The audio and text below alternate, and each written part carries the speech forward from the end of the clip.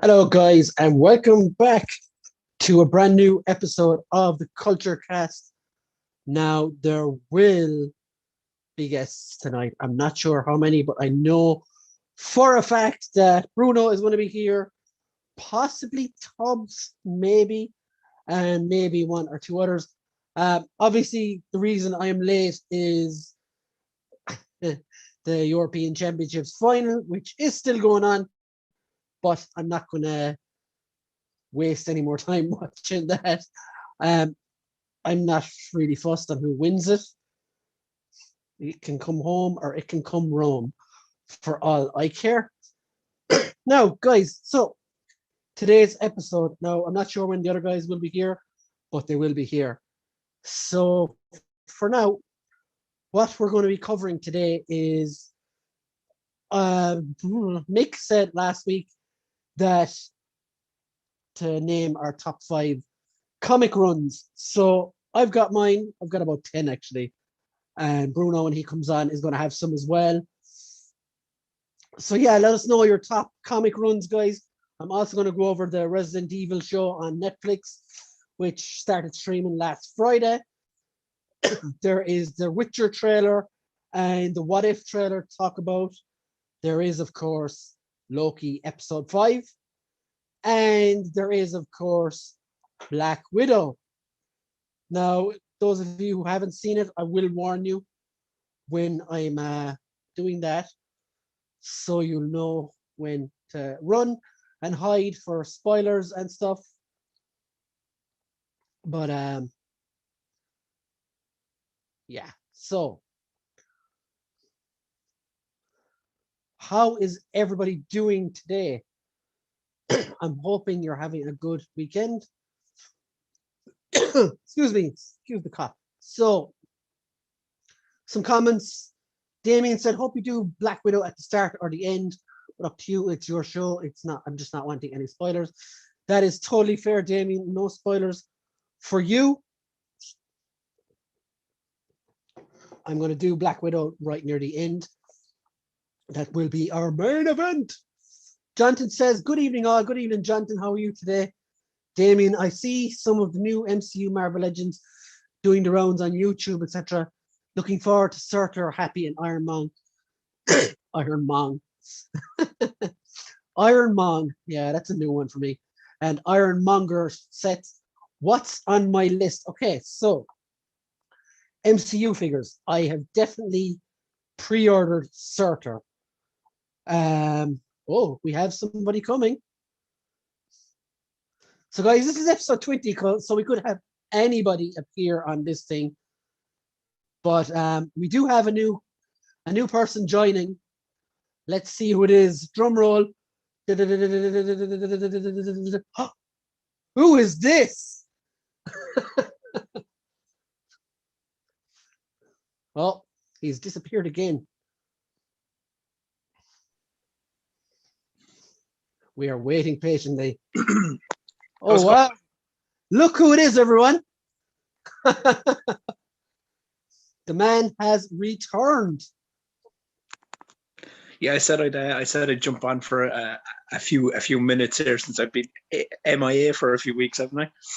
So Tubbs, in case you didn't know, guys, has been on the long quest for internet. yes, very much so. It has been a long haul. Got here though. So, my friend, yeah. How have you been?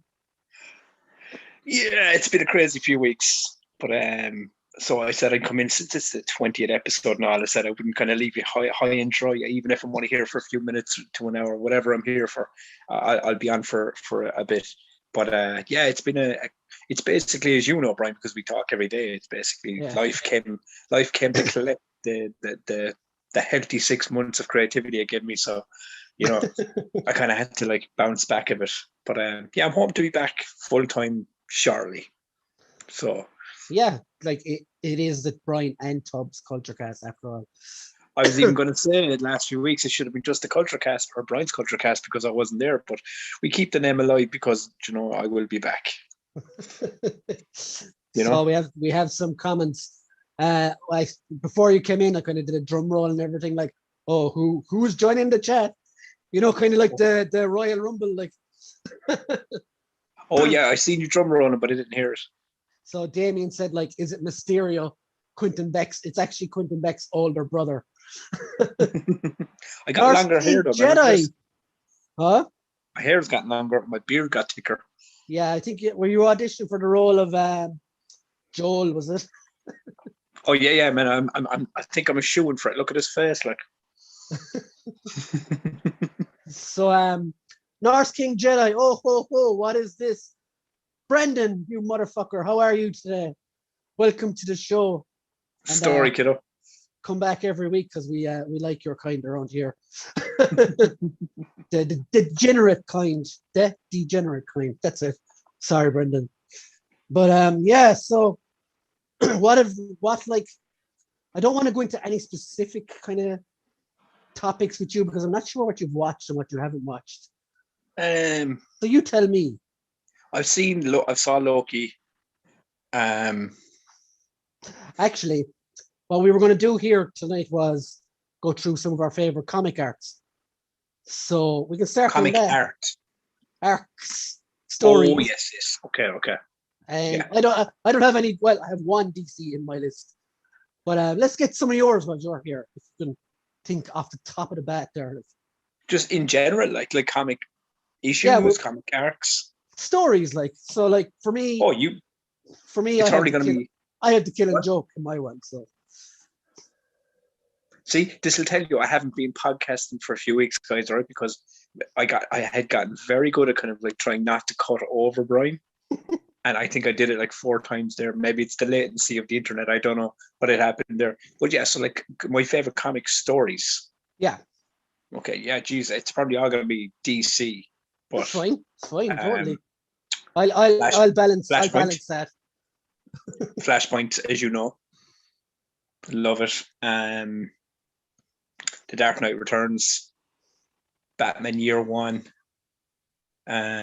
Superman Last Son of Krypton, and The Death and Return of Superman. Yeah, there's 5 right there. Nice. So all DC. And I love Civil War. I have that on my list as well. Actually, I'll give you one more. Maximum Clonage, the Spider-Man saga. Oh, Ben Reilly stuff, yeah? Yes, fucking love it. As you know, my favorite Spider-Man is the Scarlet Spider, so. Norse King Jedi says, I'm good, you beautiful bastard. And degenerate, me? He is. Obviously in the best way possible. Yes. So, yeah. So, like, which one would you say is your absolute favorite? Oh.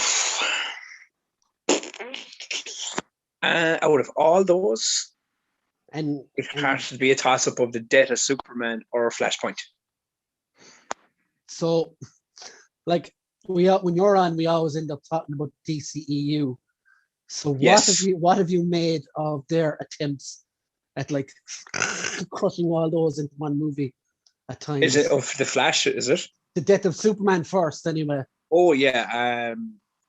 Yeah, I would have preferred, obviously, do you know what I mean? I'm a fan of the fucking comic book and the material. I would have preferred if they had done like Man of Steel 2 being The Death of Superman. You know, like if they had done it that way, do you know what I mean? Like an entire film dedicated to that entire arc and the return and so on. Or leading into the Justice League when he came back in the black suit. That probably would have been a better way to do it. But yeah, I mean, look, it wasn't really Doomsday, but I remember I said it to you when I watched it. It's a cave troll. I was happy enough about versus Superman because I kind of got to see 2 of my favorite comic books kind of come to life on screen. So that was enough for me. Not to say the movie was a masterpiece by any stretch, because it wasn't, but you know, there was enough in it for me to enjoy it. So that's kind of where. But Flashpoint coming up, Flash, because we're not allowed to call it Flashpoint. It's not a complete adaptation of the comic book, but it is very much. It's basically the arc, but it's going to be very different. It's another bit of a bastardization, isn't it? Yeah. I mean, obviously, you know what I mean. I mean, Marvel do it too, like also. Yeah, I mean, yeah, because I mean, you just said, you remember like Civil War, like they couldn't do Civil War the way it was in the comic because obviously they didn't own the rights to like XMen, Any of the characters. Yeah, there was a lot of characters they were missing at the time. If they had held off and did it now, they could probably do it, but unless they do a Civil War too. What I was going to say to you was Norse King Jedi said this. You'll remember this, Tubbs. He goes, you only think that because of the New Jack match I made you watch. Remember that New Jack match we watched in Retro Wrestling Chat? Oh my God. It was Brendan Jesus who Christ, made us watch that. That was painful, man. Well, like at least we got to listen to Natural Born Killers for 20 minutes. Fucking yeah, for 15 odd minutes. Like, I mean, it just fucking kept fucking playing. Which was fucking insane, really. So some for you, Jonathan Redmond's comics are Killing Joke. I agree with that one. Oh man, fuck! I never even put that on the list. I have it there in a hardback copy and everything. Dark Knight Returns. Yeah. Watchmen. Which I'm okay. I have read The Watchmen, but it was never a massive, it was never my favorite property, if you get me, Jack. But I did read it and I did enjoy it, but it was never up there as my top. What's my top level kind of tier on comic books? God tier comics. Yeah, top tier comics. And to be fair, look, and I'm going to throw back an old thing I usually say in this. It's all subjective. It's all difference of opinion. Everyone's going to have a different list regardless, man. You give 100 comics, everyone's going to have it. It's going to vary differently anyway. But good choices. Yeah, very good. He also picks V for Vendetta, which is an amazing movie. I haven't actually read the comic. And Judge Child Quest. Now, I'm a bit stupid here. Like, is that from Judge Dredd, Jonathan? I presume it is. Because it's another one I've not read a lot of. Yeah, me too. So, yeah. I'm getting a bit of repeat back on your side, I think, Tubbs, as well. Is there? Mm-hmm. Is it in the audio? Possibly. It's okay, though. Don't worry about it. I can't hear it now, so it's fine. That's cool. It's cool. But we will talk about these a bit more because I know Bruno's coming on shortly and he definitely wants to chat about comic book stuff as well. So I'm going to run through some of mine with you guys. So like I was like you, Tubbs. I tried to come up with 5 and I ended up with fucking 10. Oh sure, it was like when they say Killing Joke. I was going to go, fuck me, that's one of my favorites. I should have put that on the list, but that was just off the top of my head anyway. Thinking, you know, when you said it to me, like, look at the length of this, man. Yeah, proper degenerate, like. Yeah, Tubbs needs a haircut, man. I have a wedding in 2 weeks, so I have to get fucking, not my wedding, obviously, but I have to get an hour haircut anyway for it. But what was I saying? Yeah, Jonathan said, yeah, that's from Dread. So phew, I start to know my stuff. Yeah, I mean, I read, is that the 2000 AD books, right? Yeah. I had a few of those when I was younger, and I've read a kind of a chunk of it over time. But again, Dread was never kind of the comics I kind of went towards. It was very much a DC thing with me. Like, you know yourself, I'm very much a DC guy at heart, and you're very much a Marvel guy. But we kind of venture in between. Yeah, I'm not married to either, to be honest. I love a good story. That's what I love. I mean, like, I love a good story. I mean, Marvel, I've read some fantastic Marvel. I have loads of Marvel stuff there as well. It's just, I think, as we said it before, I think my heart just goes more to, or my interest is more laid into the DC material. So, I'll give you some of mine. Before we go any further, where was I? Killing Joke. Yeah. So, Killing Joke I have down as one of mine. And actually, funny thing, when I started acting years ago now, it was that we had to do a monologue from a book or a movie or a play, and I picked the Killing Joke one. You're just one day away from having a bad day away from being the Joker, basically. Yeah. I did that. Well, one day away from madness. I did One that. bad day away from madness is what it is. Yeah. I did that in front of 10 people that I don't even know, and it was great fun, and it was terrifying and riveting all at the same time. That's when you were in the acting school, wasn't it? Yeah. Yeah. Norse King Jedi says, "Sorry, boys, playing WWE 2K220. I'm so sorry for you. So Oh man, distracted." I actually like got rid of it, and I don't get rid of 2K games, as Brian will tell you. I love them. I actually got rid of it. I just couldn't. It's I love the glitches in wrestling games. I think it just makes them hilarious when you're playing them at times. But Jesus Christ, that was a hard play, man. I played WWE Battlegrounds the other day. Like, don't get me wrong, it's fun as fuck, It's so but stupid, man. it gets so repetitive so fast. Yeah. I got You know? like 6 matches into the story mode and I was bored as fuck. Yeah, because it feels like you're playing the same thing, and even the move sets. There's like 6 move sets, and it's like it feels like every wrestler has the same move set over time. It wears thin fast, like. Yeah, very very much so. You know what I mean? Yeah. Norse King Jedi said about your hair nearly as long as me there, lad. It's getting there, man. Jonathan said 4 of my 5 were DC, and I was always a Marvel guy, but they were all game changers when they first came out back in the day. Okay, so you can judge me on some of mine, right? Yeah. Obviously I said Killing Joke, so you can have that one. But for me, like, you get all these big team events and stuff, but Craven's Last Hunt is one of my favorite comic book Great. Yeah, great comic. Yeah. ever. And it really showed, like, it was the first book that kind of really showed that Peter Parker is just a boy. Like, he was genuinely fucked, like, for lack of a better term. And he didn't show that vulnerability in the MCU until I think it was the very first Tom Holland one where he was trapped under all that rubble. Yes. Yeah. By the Vulture. But yeah, that would be my choice for number 1, I think. And my second choice would be Secret Wars from the 80s. It was okay, yeah. It was the first big event I ever read properly from start to finish, and all the heroes, all the villains, and just sold me on Doctor Doom for life as well. Oh yeah, because Doctor Doom it was very much like one of your hierarchy favorites, isn't it? Well, it's like the Beyonder puts the heroes and the villains in this battle world thing, and winning isn't enough for Doom. He wants the Beyonder's powers, like, and takes them pretty much. And off the cuff, just off the top of your head, like, who would you pick? Like, if someone just randomly asked you, like, who's your favorite Marvel villain? Oh yeah, Doctor Doom or Carnage. Sinister is mine. Mr. Sinister, yeah. Yeah, I love that character, man. You like to fuck with the genes and the DNA, do you, Tubbs? Yeah, fucking do, man. I'm doing it all the fucking time, you know what I'm saying?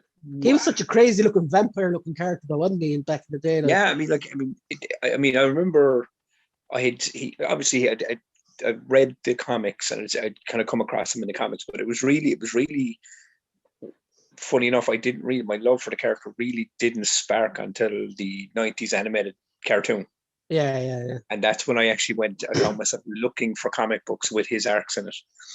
I think that's what started me as well. And like, I did get a Hulk versus Wolverine comic years ago when I was like 5, 6 maybe. But it was the animated shows in the 90s really pushed me in that direction. Like, I did actually get, not to cut you off there, but I did actually I just got 3 brand new comics the other day. Ooh, I can't remember where I actually put them right now, but it's the original Star Wars trilogy, A New Hope, Empire, and Jedi, but they're completely like reimagined in graphic novel form. Oh, nice. Yeah. So I found this guy that he turns movies into graphic novels, and I was going to go, this is fucking cool. So I got the 3 of them, and I was going to go, I'm going to get more of these because there's a ton of like Alien and things he has on his list. I'll send you on pictures of them in a while. Definitely do. What else did I have? I also have Civil War. Yeah, I had Civil War. Yeah. When I think it was around 20 or 2008, 2009, maybe 2010. Numbers are shaky there, but it was the first big event when I first properly got back into comics, It was the first big event along with Secret Invasion that really drew me back in again. And I know Bendis, no one likes him, but I really love those stories. Yeah, and the death of Captain America as well.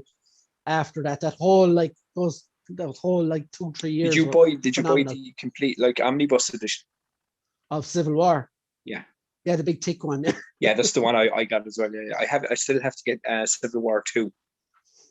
I've read bits of that, but it's not as memorable as the other one. Is that because Captain Marvel is kind of leading the team? No, it's just it's just because like I don't know, you can't redo that story right again, like that. Yeah, I mean, like they have a lot more rights to a lot more characters now. That scene in Civil War where Punisher carries Spider-Man through the sewers and just lays down for Cap is unbelievable, amazing.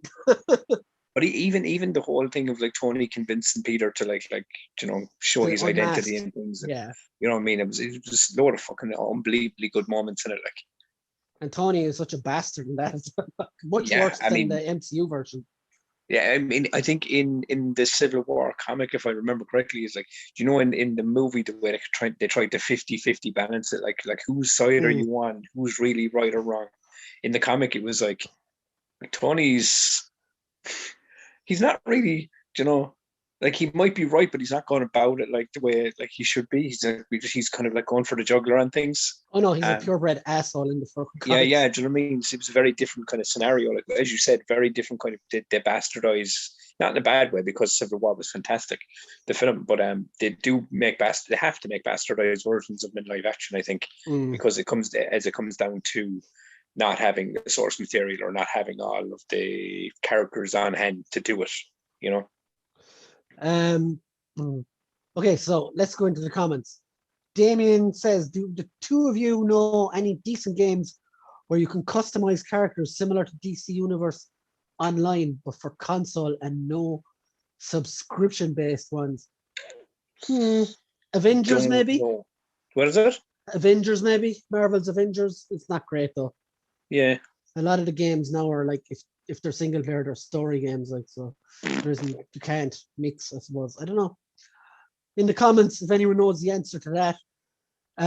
Jonathan says, yes, Secret Wars was huge when it first came out. Damien says his favorite villain is Mysterio. And Norse King Jedi says, let's face it, boys, no matter what anyone says, the best villain out there is Shocker. Now, I know you're kind of joking there, but I really like Shocker. Yeah. I remember him mostly for when Spider-Man got the black suit in the animated series and he almost killed him. I mean, like, it's crazy, like, even when, if you jump like DC side, like even all the villains that's there, like, I love Doomsday and things like that, and Bizarro and all those kind of things, and Lex Luthor, but my favorite DC villain is Mr. Freeze. Oh, he's awesome though. He's got an awesome I love there's loads of my love, like Two-Face and all him, but I think Mr. Freeze's arc is one of the most tragic ones. It's like, and it's really, like the story arc behind like his reasoning for being a villain and things like that. Obviously they changed it up over time and he became a spider's head in a suit and things like that. But the main original arc for his character was just such a good fucking. It's what you want in a villain. You don't want a villain to just be like, I'm evil. It's you want there to be that thing. Like, you like Kirk Connors for one. From the Lizard. Do you know what I mean? Like he became the Lizard, but do you know what I mean? It's more tragic when you think of the backstory of how it happened. Do you know what I mean? Yeah, see like Mr. Freeze he wanted to save his wife, like, wasn't it? Yeah. Whereas Kirk Connors was just kind of trying to grow back his arm. Yeah, but no, I mean, I know it's not the same vein, but do you know what I mean? But I prefer characters like that when there's like an arc that like they're trying to do something that's not villainous, but and they end up becoming a villain because of it.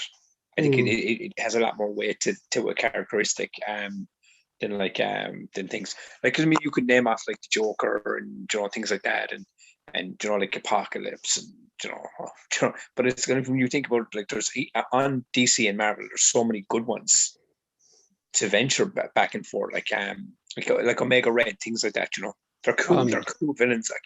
But I Yeah, love but there Cyber there isn't a lot. There isn't a lot of like there is, but there isn't a lot of substance. And then you look at like Mystique. Now, Mystique is one of those villains that's a really interesting backstory and really interesting arc to her character. Mm. Do you know what I mean? But yeah. So all in all, like there's some good meat in both sides of the directory, and to be fair, that's only DC and Marvel. There's tons of fucking Yeah, comics like out there, like you've got Walking Image, you've Dead, got fucking Image, you've things got like all that. the. Yeah. Where were we? So other comic arcs. A little bit one that's a little bit out there. It's Marvel as well. Is Annihilation, where the bad guy was what's his name? Annihilus, the Fantastic Four villain.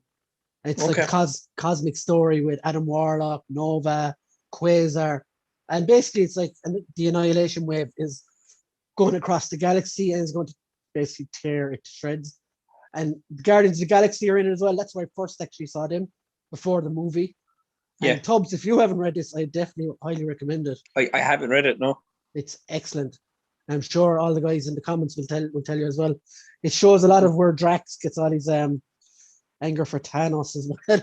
Or Thanos. Okay, really cool. But yeah, it's class. I would definitely recommend that. So have they taken elements of that and bled them into the MCU? Bits of it, yeah, I would say. Yeah. Because I mean, I was going to mention one more actually, Marvel one as well. It was House of M.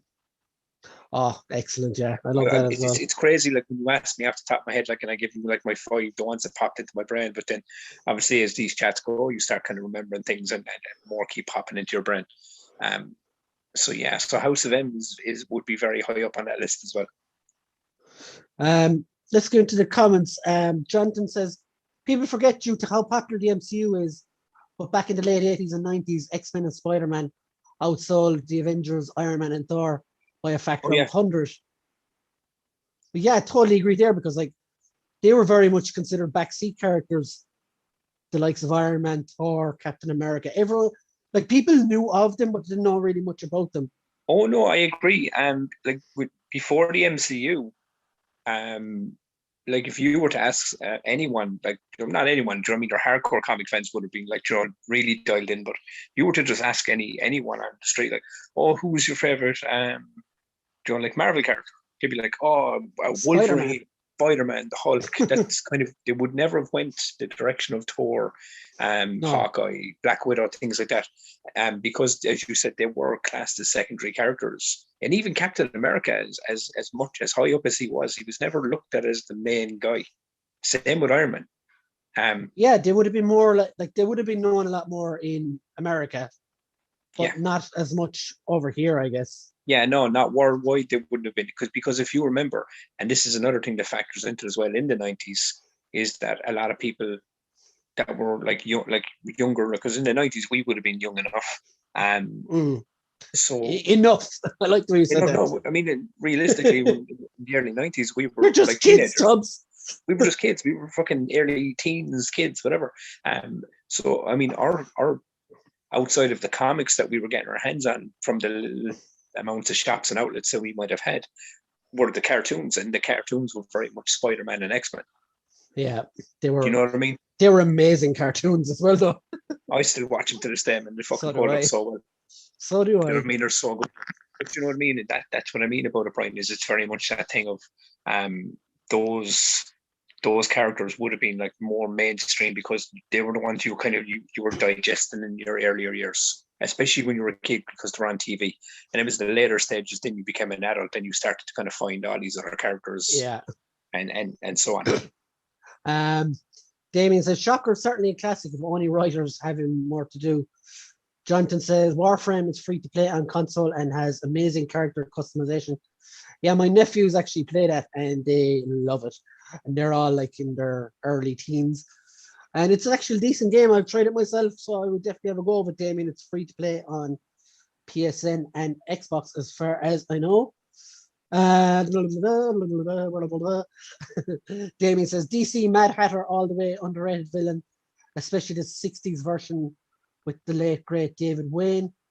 And Norse King Jedi also says, closest I can think of for Injustice 2 for customization. Jonathan then says, that's kind of where Disney screwed up with the MCU. Only Thanos, Zemo, and Vulture have been done right as villains. The rest are just lame. Grr, grr, grr. I'm evil. Grr. I wouldn't say just those three.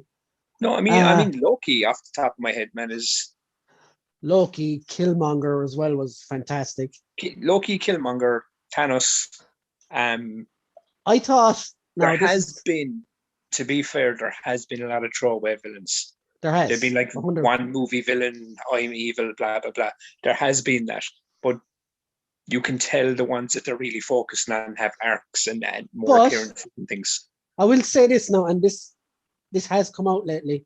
Like in the Shang-Chi trailer, Abomination is back.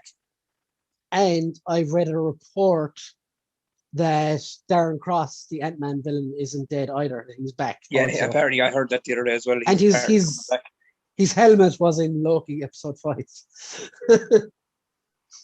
Is that what that was? Yeah. Okay, because I thought I saw that and I was like, no, why would that be there? And then, yeah, it's fucking like that's a whole other conversation for a while. Yes. If you're still about for it. But, North King Jedi says, no, I'm not joking about Shocker. He's my favorite Spidey villain. DC villains so far are Victor Zsasz or Professor Pig. I like Victor Zsasz. He's just a plain murderer. That's nothing special. He's a fucking cool character. Actually, man, can I add one more to my list? Because I completely fucking things are rolling. Go on. As you said, you were asking about like my all-time favorites, and I completely fucking forgot outside of Flashpoint. What's my other all-time fucking favorite Batman story that I never even put on my list and only thought of now?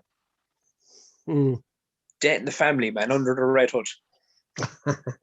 Fucking hell, that was. I mean, I have that on the fucking Blu-ray and everything. I love that fucking whole thing. The whole concept. Remember, they and this was very early in the game. Like they gave basically like buying customers as ourselves, fans of the comics and the DC characters, the choice to vote in and like choose whether Robin lived or died in the thing. And behold, the fans chose to kill Robin, so he got killed in the comic. So DC, when they released the animated movie, they re-released it on Blu-ray this year, with an interactive play. Do you know the way they do the interactive play? There's 3 ways to watch the movie, and the choices there are in your control. Which is, I actually have to give you a loan of it because it's actually pretty fucking solid. Like, but yeah, that was just something that popped in my brain. No, sure. We're still on this subject anyway. I'm just reading the comments. Damien says a ton of content for those starting out, and 100% won't cost you a cent to play, and that is Warframe. Jonathan says it's why in the 90s Marvel stuck Spider-Man and Wolverine into every other comic to boost sales. Yeah, and they're doing that for Avengers anyways as well at the moment. That goes back to what I was saying about the 90s, man. About them being kind of, that's what you were digesting, like. North King Jedi says Brian's lying, it's trash. I presume they're talking about Battlegrounds. But yeah, it is fucking trash. Yeah. And Jonathan says, yeah, Loki should have been included. Disney filled WandaVision with tons of Easter eggs, then went nowhere. I think that's just what they were, though, was Easter eggs. Well, to be fair, we don't know yet because now we're on to Loki and now we're getting closer to the movies, so they might all start to make sense as time goes on. And he says to you as well, wasn't that fan vote for Robin all fixed? Yeah, I mean, if I can remember correctly, there was talks about it, maybe that they had fixed it to go that direction because they had it wrote that way. But yeah, it was that big thing where they kind of had people vote in to kind of see what way they were going to go. But anyone that is interested in that story under the Red Hood, pick up the interactive Blu-rays on Amazon for $8 or €8, £8, whatever. Yeah, but it's there and it's very interactive. The choices kind of pop up as you're watching the movie to bring you through it. It's actually very good experience for any DC or comic fan or anyone that likes the DC animated movies. It's a cool watch. So what else have I got? I've actually only 2 more choices on my list. I'll save No, okay. My next choice is Thor, the God Butcher, and Thor: Love and Thunder, which is coming out next year. I think it's kind of loosely based on this, but the art was done by Asad Ribic, if I'm correct, and it looks incredible. First of all, every page looks just fucking, I don't know what's the word, majestic. The art is incredible. The story is really good. It's different. There's 3 different Thors from all different timelines, and Gore the God Butcher is doing exactly what it says in the tin, going around butchering gods, and it is up to Thor, King Thor, and the other Thor to try and stop him. And it's just phenomenal reading, as well as looking beautiful on every single page. So And that's as you said, that's going to bleed into Thor: Love and Thunder. Then yeah, because is that Christian what that? Bale. Because I've read most of that story on my phone. I didn't know that was what the comic was called though. Yeah, it's like the movie is kind of a mix of Jane Foster and God Butcher. Yeah. It's like those 2 stories together, I think. And Christian Bale is actually playing Gore in the movie. Yes. Yeah. So that should be really interesting as well. I don't like the fact that the tone of the comic is very fucking dark and Yes. almost DC dark, too dark. But Taika Waititi is. Are you worried that it's going to be too like jokey? Yeah, maybe. Okay. But then again, at the end, like Thor goes through a hell of a lot of shit in Ragnarok, and that's a very jokey movie as well. So it's nice. It's nicely balanced. Maybe I don't know. Yeah.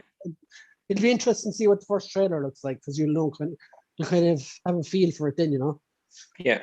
But the graphic novel, if you can check it out, is amazing. Thor the God Butcher. Yeah, I would Okay. highly recommend that. I look out for it because I've never finished it. I found it on that site you gave me before. It's Jason Aaron's is the writer as well, I think. Okay, cool. And it's not my number one. My last one is Infinity Gauntlet, the original one, where Thanos absolutely smashes the universe in half, because he's obsessed with death.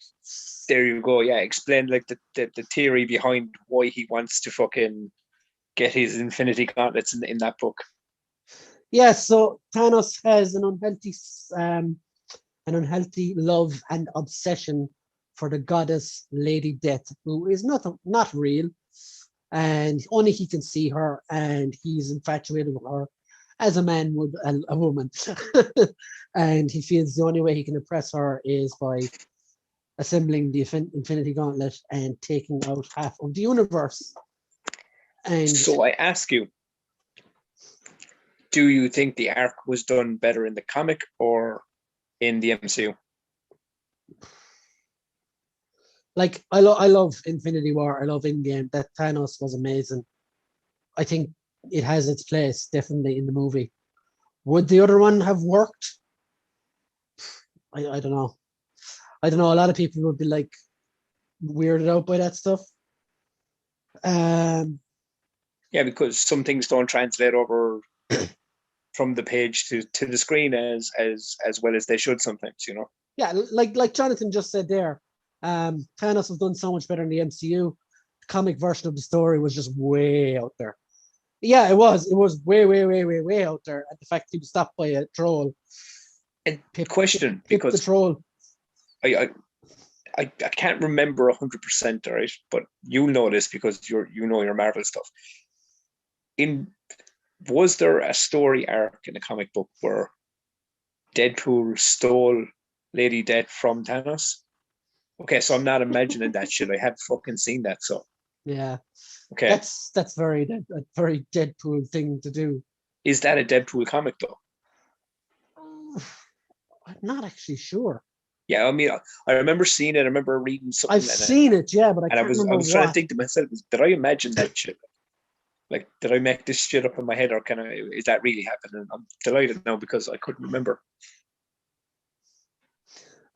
He says, Endgame's timey-wimey nonsense was not the best ending, but In Love with Death was just off. Yeah, I don't know. Like, could you have made it work? You could have. I don't know.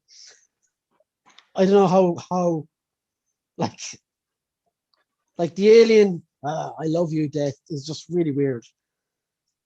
I don't know how it's even workable. But anyway, yeah. So that the comic was amazing. And of course you had Mephisto in there as well, who all the Marvel fans currently have a horn for some reason. Oh yeah, he's in every single show. Like, And but, just in case you'd side like note, to. I went away and bought one of these fuckers here, as you can see. Oh, you got a PS5 controller. Well done. There's a PS5 controller. Guess what I'm currently playing on my PS5, Brian? Days Gone. It's the first thing I played in mine Gone too. back to the beginning. Yeah. It's incredible.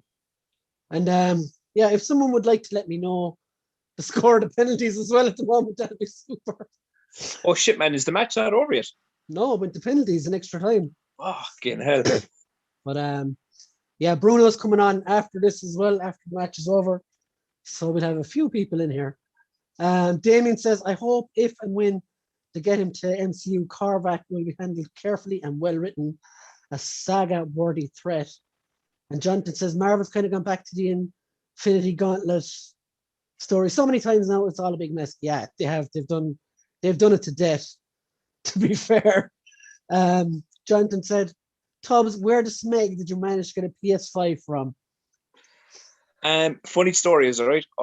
Brian knows this. I had the money put away since like it was being released, but I couldn't get one, so I gave up looking for it and the whole lot. And then I had Brian was looking from everywhere for me, and then my friend Phil randomly just bought one, and just literally delivered it to my door, and then I just hooked him up.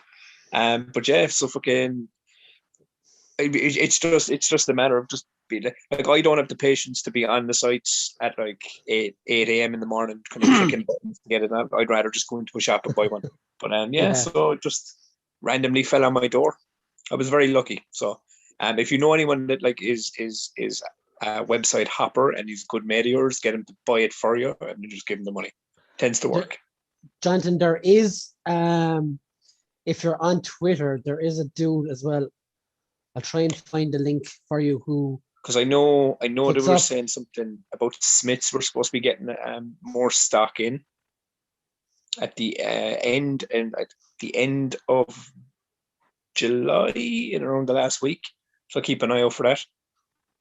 There is a guy, if I can find it in the next few minutes, on Twitter who puts up all the brand new restocks kind of as soon as they go up. Yeah. So if I can find him whilst I'm on this, that's how we found it. Like, I will drop you a link because he puts up everything on Twitter, and anytime there's like he's had stuff up for Currys, for Argos, all of them, and people have pretty much gotten what they wanted.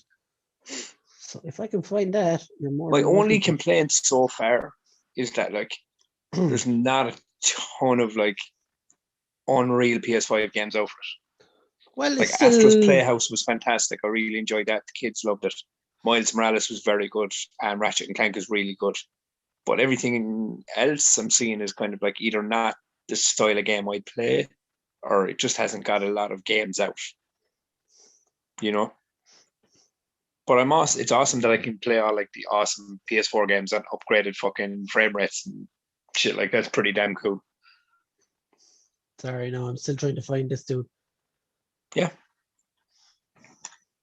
Shit, okay. Brian. Like, I was only trying to clock it the other day, right? While you were looking at Twitter there. How many weeks have I actually been on the lam? Oh, it's easily been a month, right? Possibly. Yeah. Yeah. I don't know. It's been, I think maybe episode 5 where you were gone. Episode 5? Or no, 15. 5 episodes. I was like, man, I remember being here for more than 5 episodes. Yeah, so maybe I missed about a month so far. Like, so I think it makes it even more special that I'm kind of here. Even if I'm, as I said, even if I have to jump off soon enough or whatever, I'm still here for episode 20 to do. Yeah, of course, and chats with my screen wife here. Like. You will be back. Oh no, come here. It's a given. As I said, he hasn't changed his name because I haven't disappeared. And I think everyone, even my own podcast, as Brian will tell you, my own podcast has had to take a kind of a step back for a while. Yeah, sometimes you just gotta do the family thing when you have to do the family thing, and then jump back. I have been drawn though, Brian. I'll show you on some images of some Mortal Kombat drawings I've been doing. Nice. Actually, while you're watching, we saw a new trailer last week for new Mortal Kombat thing. What did you think of that? For the correct me if I'm wrong. Sequel to Scorpion's Revenge. Yeah, that's the one. Yeah, it looks unreal. I can't fucking wait to see it, man. It seems like it's more of a Liu Kang based story this time around, doesn't it? It's like the follow-on from the Scorpion one.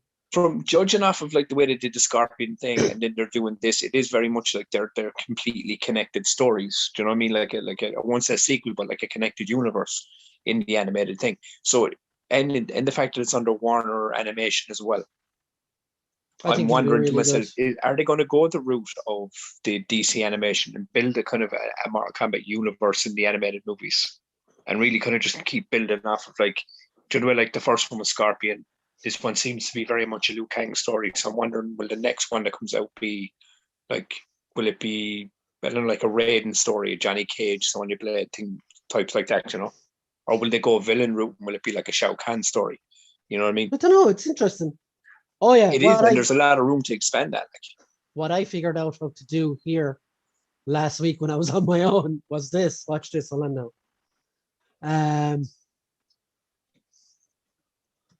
1 second now.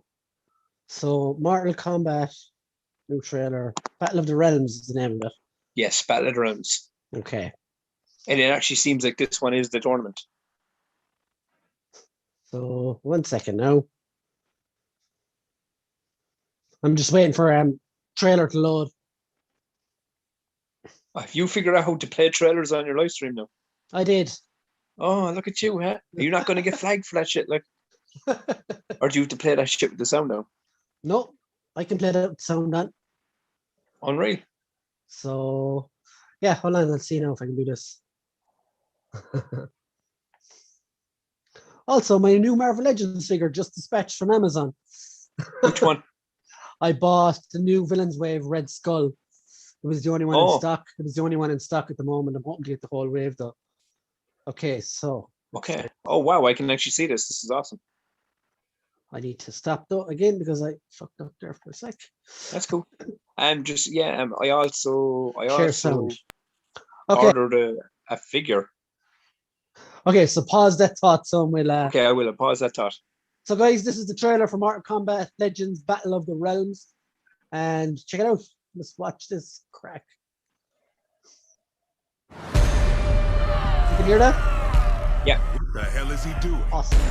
Yes, come to me. Come to die.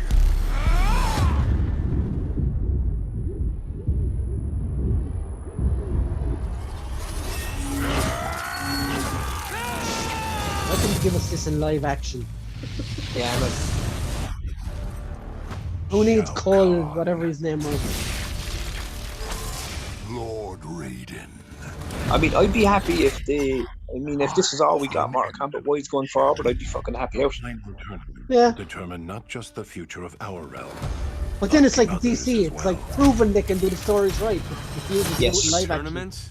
Like a what? And they're giving my boy Striker That's a some whole love. I thing. love I'll it. explain later. This is what I like about it. I mean, like in the live action, we got Cabal, Welcome and we're getting Striker in this one. So that's fucking cool. Mortal Kombat.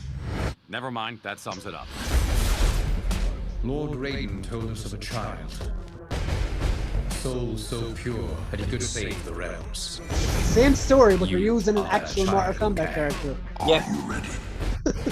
I've been waiting a long time for this. So have I. Fight! This is the end.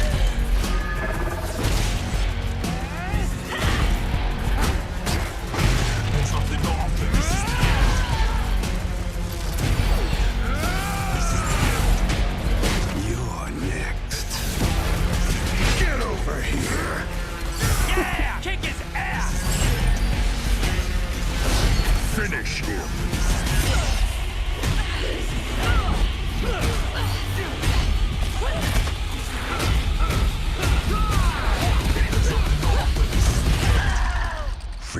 reality. Mortal Kombat Legends, Battle of the Realms. You shall pay for my brother's death. I like that. Yeah. That's like this one then is that's what. Oh, it's coming out in Blu-ray soon, so I'll definitely be buying that. But Yep. the figure I ordered today is actually AEW. Go on. It's got fucking Dustin Rhodes. Oh, the AEW one. Yeah. Oh, nice. How much it So cost you? I'll the which How much it cost you? 25. Not so bad. Yeah, I mean, I was on Amazon and I was just fucking around. I was like, I'll get you. I Dude, could have just went to Smith's though, right? Do you know what I mean? Because they have them Well, there. I was just about to say there's a big sale on Smith's at the moment, and they have like MJF for €7. They have the Bucks for €5 each. Really? Yep. No fucking way. Yeah. They don't have Dustin now, so you didn't get screwed there. Like, Oh yeah, but I mean, like, do they have any like Matt Hardy and things like that on sale or? well, Matt Hardy's a new release. They have Okay. the WWE one, all right, for I think 15. Okay. Because I am definitely going to go in because I was in there the other day and I saw like a load of the fucking prices were marked down, so I'm going to pick up a few of these fuckers. Yeah. And a couple more fucking McFarlanes as I go and things. So slowly build up. Well, not as impressive as your wall behind you, but I'm getting there step by step. You know. Mick Holland says Forza Italia. Yeah, England lost on penalties in the final. Oh, really? So yeah. Penalties just kills them, like. Yeah, so it's going to be an interesting night in London tonight, I'd imagine. Apparently, man, me Stay before in the off match the is over, street. they've wrecked it. Yeah, but yeah. So guys, where were we? Other trailers. So Tubbs, have you seen the new Witcher trailer? No, I had it marked down to watch it later, but I never got around to it. So Okay, so what we'll start with is Loki episode 5.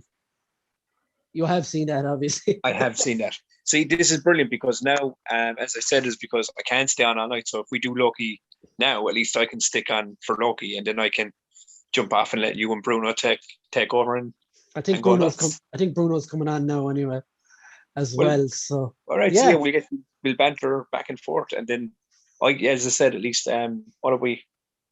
Brian, I made the first hour of it, and a lot longer than I thought it'd be. Yeah. Well, you stay on for a while anyway. Yeah, so like just to chat momentarily about the football. I didn't really care if England won it or not, but they haven't. So yeah. Oh, here we go. Trouble's coming. Bada bing, bada boom. Bitches. How's it going? Bruno, How you going, buddy? Tubbs. Bruno, Tubbs. Bruno. How are you? How's it going, Tubbs? You all right, buddy? Good, man. I'm good. Yeah. So guys, yeah, I didn't see the penalties for the gorgeous. Man, England missed 3 penalties. You know, I feel so sorry for Bukayo Saka missing the last one because Man, he's only 19. He's a little kid. it was crazy, man. It was absolutely crazy. You had Rashford missed one, Sancho missed one, and then anyway. I feel better now. It was the 2 Manchester boys missed as well. So what's the sick. England lost on penalties and Conor McGregor broke his leg in the octagon last night? Yeah, what the A fuck? weird weekend. Yeah, he was terrible. He actually broke his leg. What the hell? Yeah, it was fucking disgusting. Yeah, and then as he was sitting on the ground with his leg hanging off, proceeded to berate the other guy, saying he was going to be in his wife's DM. Oh yeah, I mean, let's be honest, man, right? Like, we're Irish, he's Irish, he's a fucking scumbag. Yeah, Oh my 100%. Yeah, plain and simple scumbag, like. Did he actually say that he was going to beat the other guy's wife? No, he said, turned I'll around be in to your him. wife's DMs tonight. No. What he actually said was, he turned around to him. He said, "Your wife has been in my DMs, That's it. Yeah, that's the and one. she's going to be over to fucking suck my dick tonight." That's what he said. Something on the lines of that, anyway. Holy shit. While he's sitting on the fucking ground with a broken fucking shin bone, like, what a dick. What the hell? All right. Oh, the Fair play. WWE is where he needs to go. So, guys, this is episode 20. This is the first time we've had 3 in the chat. I Yeah. always wanted a threesome. So this is the closest I'm gonna get. Brian, obviously. I've been begging you for like the last like almost a decade since we got together with my screen wife. And you finally gave me my wish. We have a threesome. Tubbs, do you wanna be heads or tails? Oh man, I'm easy, man. You just do what you want. We're spit roasting tonight, so I don't care. Let's Oh, just good, go man. either. I'll sit in the corner and play fucking Angry Birds while you go It's out. all right, lads. I'll just be the meat between the bread, like whatever. Exactly. We're gonna rotate Oh, you lads. just And slowly. actually, on my screen, Bruno, you're on the bottom, so myself and Tubbs are ruining you later. So, healthy amount of sex chat to start us off. Absolutely. Demonetized. Okay. Bruno, before you hopped on, we were just about to chat about Loki's episode 5. Oh, I didn't watch it. No, just kidding. Fuck off! I know you watched it, you cunt. Yeah. Before we go on any further, Damien has been larging it up in the comments because obviously he's Italian. Yippee! Now let's play Mario and Luigi. Pizza, anyone? Oh, Damien straight away into it. I fucking love it. I love it. Throwing the dagger in there. Jonathan says chip shops in England are going to save a fortune on salt. Fucking Ooh. hell. And Damien, pizza all around tonight. Don't mention Hawaii. Don't real Hawaiian to real Italians. Oh, shit. I love it. I love it. That's Feel it in my heart, man. straight away. That shirt pull though, dirty. Fucking hell. That's just shithousing. Anyway. Okay, so speaking of multiple greasy bastards, Loki episode 5. Yes. So guys, what do you think of this show so far? It's I mean, rocked my world so far. You know where I stand on this, man. I'm absolutely fucking loving this. Like, this has been, for me, this is genuinely, I think for everyone, this is the best of the shows they put out so far. Yeah, I would say this has pulled me in more than Scarlet and the Captain America and Winter Soldier for sure. I mean, I really did enjoy Wanda and Vision. I loved that show. And Brian will tell you this. I enjoyed Winter Soldier, but it never. It was weird. I always said to Brian, I always knew I was watching a TV show. You know that? Does that make sense? Yeah. With Loki, it feels like I'm watching an extended Marvel movie. Yeah, definitely. You know, it also had like I don't know the Winter Soldier thing just had a very Bourne-ish vibe. Like he was just traveling to different countries, different places. Felt more like a spy show than an MCU show.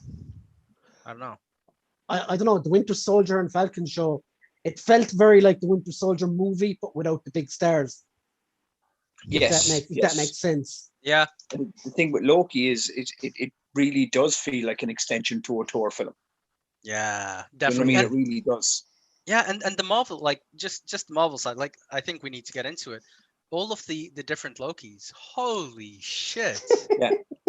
So many cool fucking references in that show. And like just before we go any further, because Brian knows this, Bruno, right? I'm fucking in love with Sylvie. Oh yes, but why wouldn't you be? Why wouldn't you be? Real, like the character's so good. Her arc is brilliant, but she's such the actress playing her just it's so crazy that you can get a different actor to kind of subtly have mirroring images of Tom Hiddleston's Loki, but in different ways. But there's very much mannerisms there, done purposely, you know. And I just want my what I said to Brian, right? I just want my green blanket. That's all I want. You know. Also, Tubbs, did you notice in last week's episode who played the kid version of Sylvie? I fucking did, right? It was Judith the girl from The Walking Dead. Yeah. Oh, I didn't. Oh, yeah, the minute she came on screen, I was like, "There's Judith." It was very cool. It was. So here's the thing that I really like about Sylvie's stories: she got taken away when she was really young. Mm-hmm. So she still has a lot of the innocence that, you know, seeing all of the shit that you saw from Loki and everything that he's done. He's long gone with that, right? He's no longer innocent. Like fuck that. Like he's done some serious shit. He's a backstabber, etc., etc. But Sylvie's like innocent into this whole storyline, and she is his redemption. That's what I'm gonna say on it. Yeah. I mean, and I think as well. I mean, Brian knows me pretty damn well at this point, so I think Sometimes. another reason to why I like the show and I think why I resonate with this show is because, on You another have magical level, powers. like Loki's fallen in love with himself in a strange way, and I relate to that, man, because I love my reflection. It's the first TV show that has made me contemplate if I would fuck myself. Oh, hands down, and you know yourself, man. If there was the option, I'd do it. If I looked But, like that, Female or yeah, not. yeah.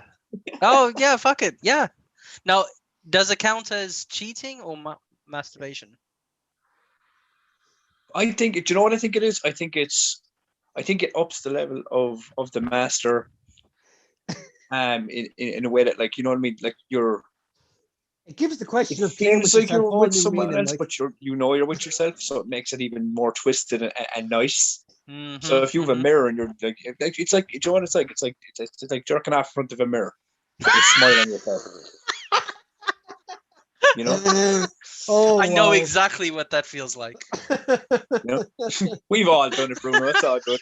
I have to keep cleaning the fucking mirrors on. Okay. Anyway, And it's only to see the rotation in the shoulders. You want to see how that shit works, But yeah, I knew this would go this way with Tubbs Yeah. on the show with you. Fuck off, you missed it. straight into the filth. Well, yeah, fucking like Croaky is amazing. I love Yes. how they got President Loki in there as well. Yes. And the whole scene of them all fucking each other over was perfect. So they were all Lokis, right? Yeah, all of them, yeah. Fucking hell. And the one that blew me away, I mean, it didn't really blow me away because he's a fantastic actor anyway. But genuinely, Richard E. Grant, Oh, so fucking Perfect. good. His story It's was perfect. like fucking heartbreaking. Like, Yeah. how he It's just perfect. fucked off into solitude and stayed there. But this is the thing. In his universe, he surpassed the timeline of where our Endgame Loki stopped. Do you know what I mean? That's yeah, true. It's, as soon as they found out about him, they came for him. Yeah, it's fucking crazy, like, But because he here's- wasn't supposed to survive it. But here's the thing. So he wasn't supposed to survive it, and he survived it because of the illusion, etc. But the thing that I don't understand, if he wasn't supposed to survive it, but he did, why wasn't there, I suppose, like what they call the Nexus event, so that they knew about him sooner? Because he said that the only reason they came after him is when he started to leave that place. Yeah, it's when he wanted to come back and interfere, I suppose, with the timeline. Maybe what he was doing. But it's his timeline. That's the thing that I was like. Yeah, like, yeah, maybe like, I don't know. It's a confusing See, one. I Like, think isn't it? from what I got from it was, I think his timeline, like the Loki we saw in Infinity War, is he was supposed to die on the ship, but as he said, he now his powers became so strong that he cast an illusion so strong that, like, the Mad Titan didn't even know it was fake. And he got off the ship and he flew with the debris in space, which is insane. Because if that's the way it happened, that's the Nexus event. But didn't they say earlier in the thing that there were certain planets that they didn't show up anything on the time? What's it? Yeah, the timeline. You know what I mean? So On the he split, obviously, yeah. because Sylvie was able to hide in Nexus events and things. Yeah, she was able to hide in apocalypses, wasn't it? Yeah. Yeah, so because maybe they- him landing on a planet that they didn't know about or didn't have on their system or their whatever. Maybe he was able to stay there, but it was the minute he came away from it is when they picked him up. Is what I got from it, anyways. But Yeah, that's what I thought as well. The minute he tried to go back because he got, like, it was lousy. Oh, I came out of it because I was lonely. It was fucking horrible. Yeah. Yeah, it was like solitude. But here's what I would love if they did. Imagine if they did an actual, like, E. Grant Loki story, like them showing you A one shot or something. Yeah, just Can I ask him- you something? Go on. You obviously did, like, everyone knows we're on this talking about now, so it's big spoilers and stuff, right? But We're way gonna be at spoilers now. yeah. So if you're still here watching, you haven't seen it, I'm going to spoil the shit out of it. Do you know the scene where he's casting that massive projection? Yeah. He brings Asgard to life, basically, and Yeah. then he's there. Did you notice anything about the scene where, what was the cloud's name? Eliath. Oh, Eliath. Goliath. Eliath. Eliath. It wasn't Goliath. It was Eliath or something. Eliath comes like right at him. Did you? Now I don't know if I'm wrong. You can tell me if this is even fucking a thing. Do you know where he was laughing? Like he's laughing hysterically. You reckon that's an illusion as well? And before the Eliath hits him, that green spark it just goes boom. Oh shit! I need to. I thought I rewatch saw that as So I'm well. thinking Yeah. to myself, no, I have this now. Tell me if I'm crazy because I could be way off the bat here. I have a theory that this entire thing. What if it's fucking classic Loki? Richard Yeah, E. Grant is the big bad villain in that fucking castle. I in was the last thinking that all episode. along. Right? Yeah, that's what I was Like, thinking when I saw fuck. it. I was like, man, that's an illusion. He probably wasn't even there doing that illusion. You know what I Holy mean? shit! So he built up the illusion of himself, pretending to. Yeah, he. Because he said it earlier in the episode, like they went out of their way for him to say it, that like he'd already done that with like Thanos. They could definitely do that. Yeah, Shit, so that's what I was thinking. Yeah, they probably have done. Oh fucking You hell! know what? That's the Lokis. That's the Lokis, man. If that happens, there will be fanboy rage. yeah, but you know what? We've all This learned, is fucking bullshit, man. But if it's done right, we'll accept it. Toxic fans are going to go fucking crazy as well because let's Either be way, honest, that's true. it's Wankers. always going to be the way. You know, Kang is the new Mephisto. If it's not going to be Kang, people are going to be mad. I mean, and the only reason I say this is because they've set up so many Kang the Conqueror references throughout this entire season. Jesus, throughout the entire MCU, they've done that. So yeah. Yeah, so it's not like Marvel to give you all these clues to like a character and then give you that character. You know what I mean? Yeah. They'd be like, this is a misdirection and it's going to be this. Either way, if it's Kang the Conqueror, awesome. If it's fucking King Loki is sitting on a throne in the castle, I'd be fucking happy either way. But Sure. if it's imagine if it's Tom Hiddleston sitting on the throne. Oh, to properly fuck with you. Yeah, they're definitely gonna do some shit like that just to completely mess with you, and you're gonna be like, oh my fuck, God, you just seen it Bruno. coming.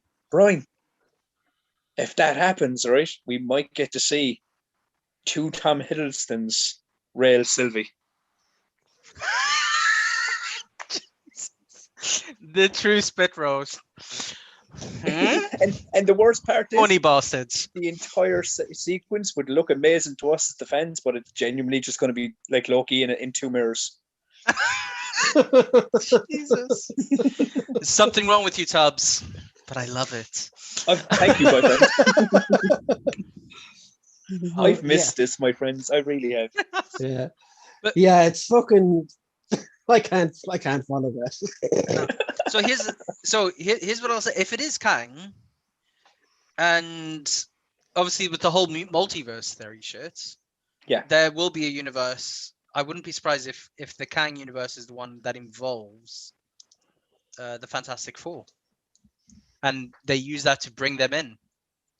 Now, I'll jump on top of your point there as well, because me and Brian spoke kind of about this the other days. I was reading it, and because I saw a city, and it only clicked in Ant-Man and the Wasp, and Brian said it. Chronopolis. What was it called? Chronopolis. Chronopolis.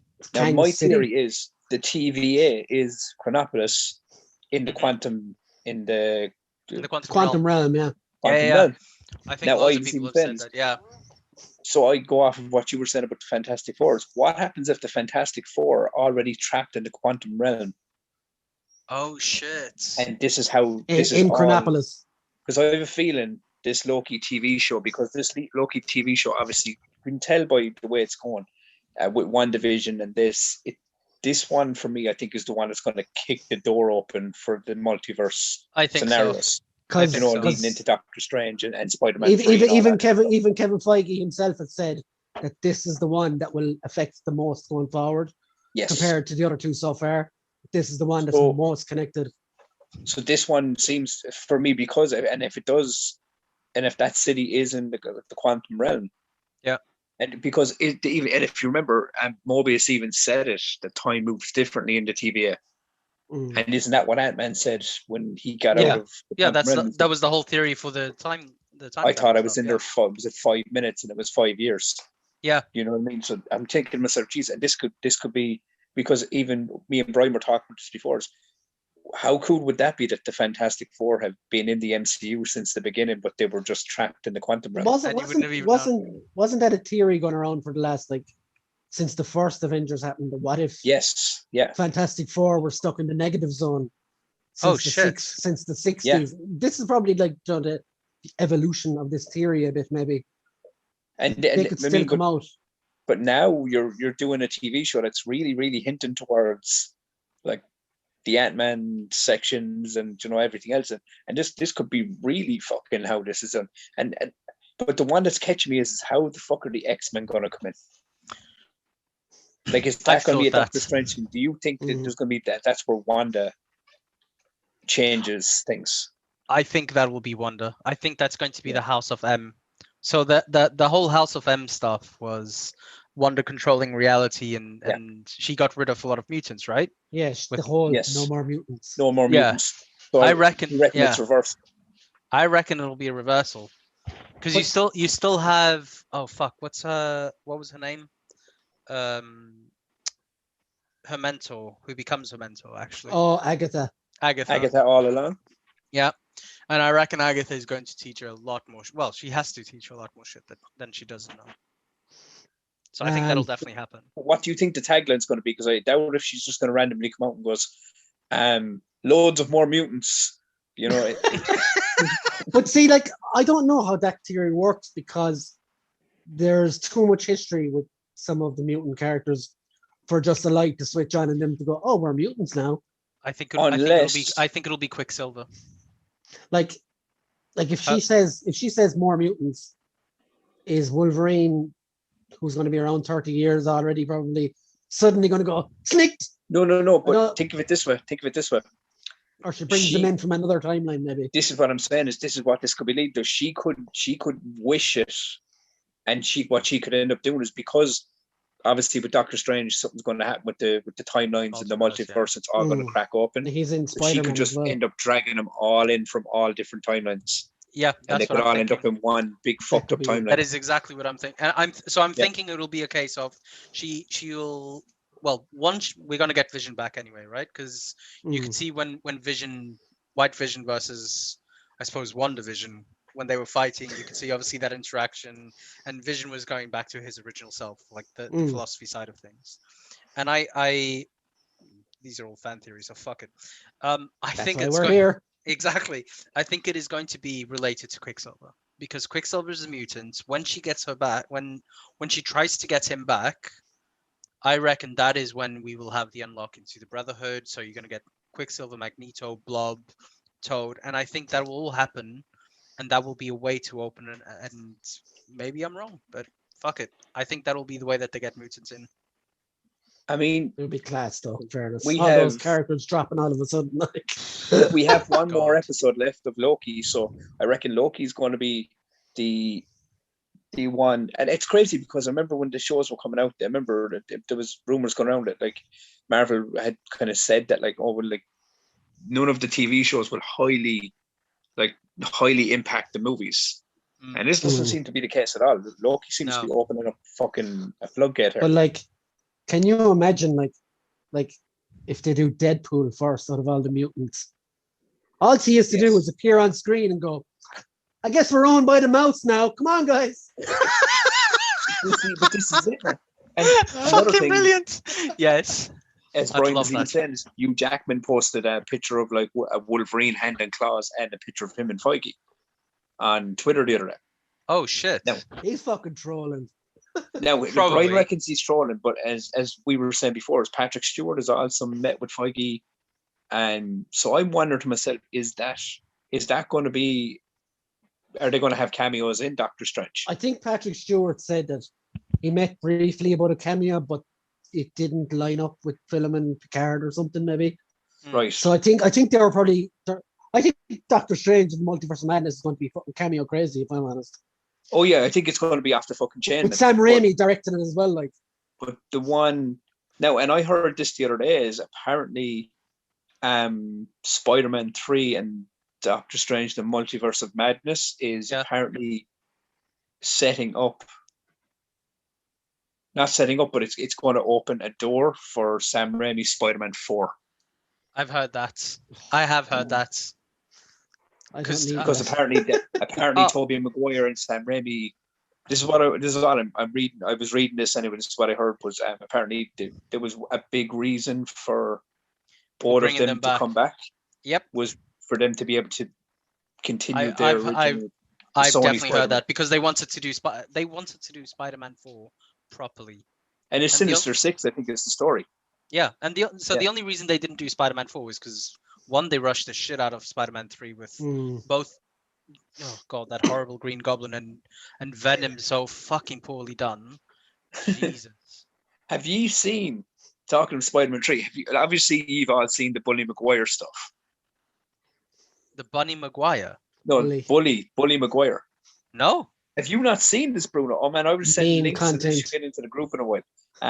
But they've done this thing where and there's a new one out now with the same guy. It's all taken out of context and it's all kind of like just bits dubbed in and stuff. But it's Peter Parker trying to fuck Mary Jane. I've just seen some. Fuck's sake. These Oh, things God. are rampant, and it's all taken from the emo phase from Spider-Man 3. When he's walking.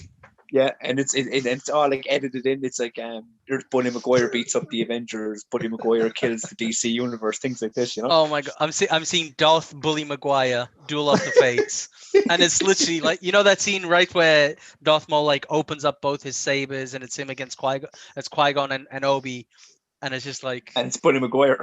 Fucking hell.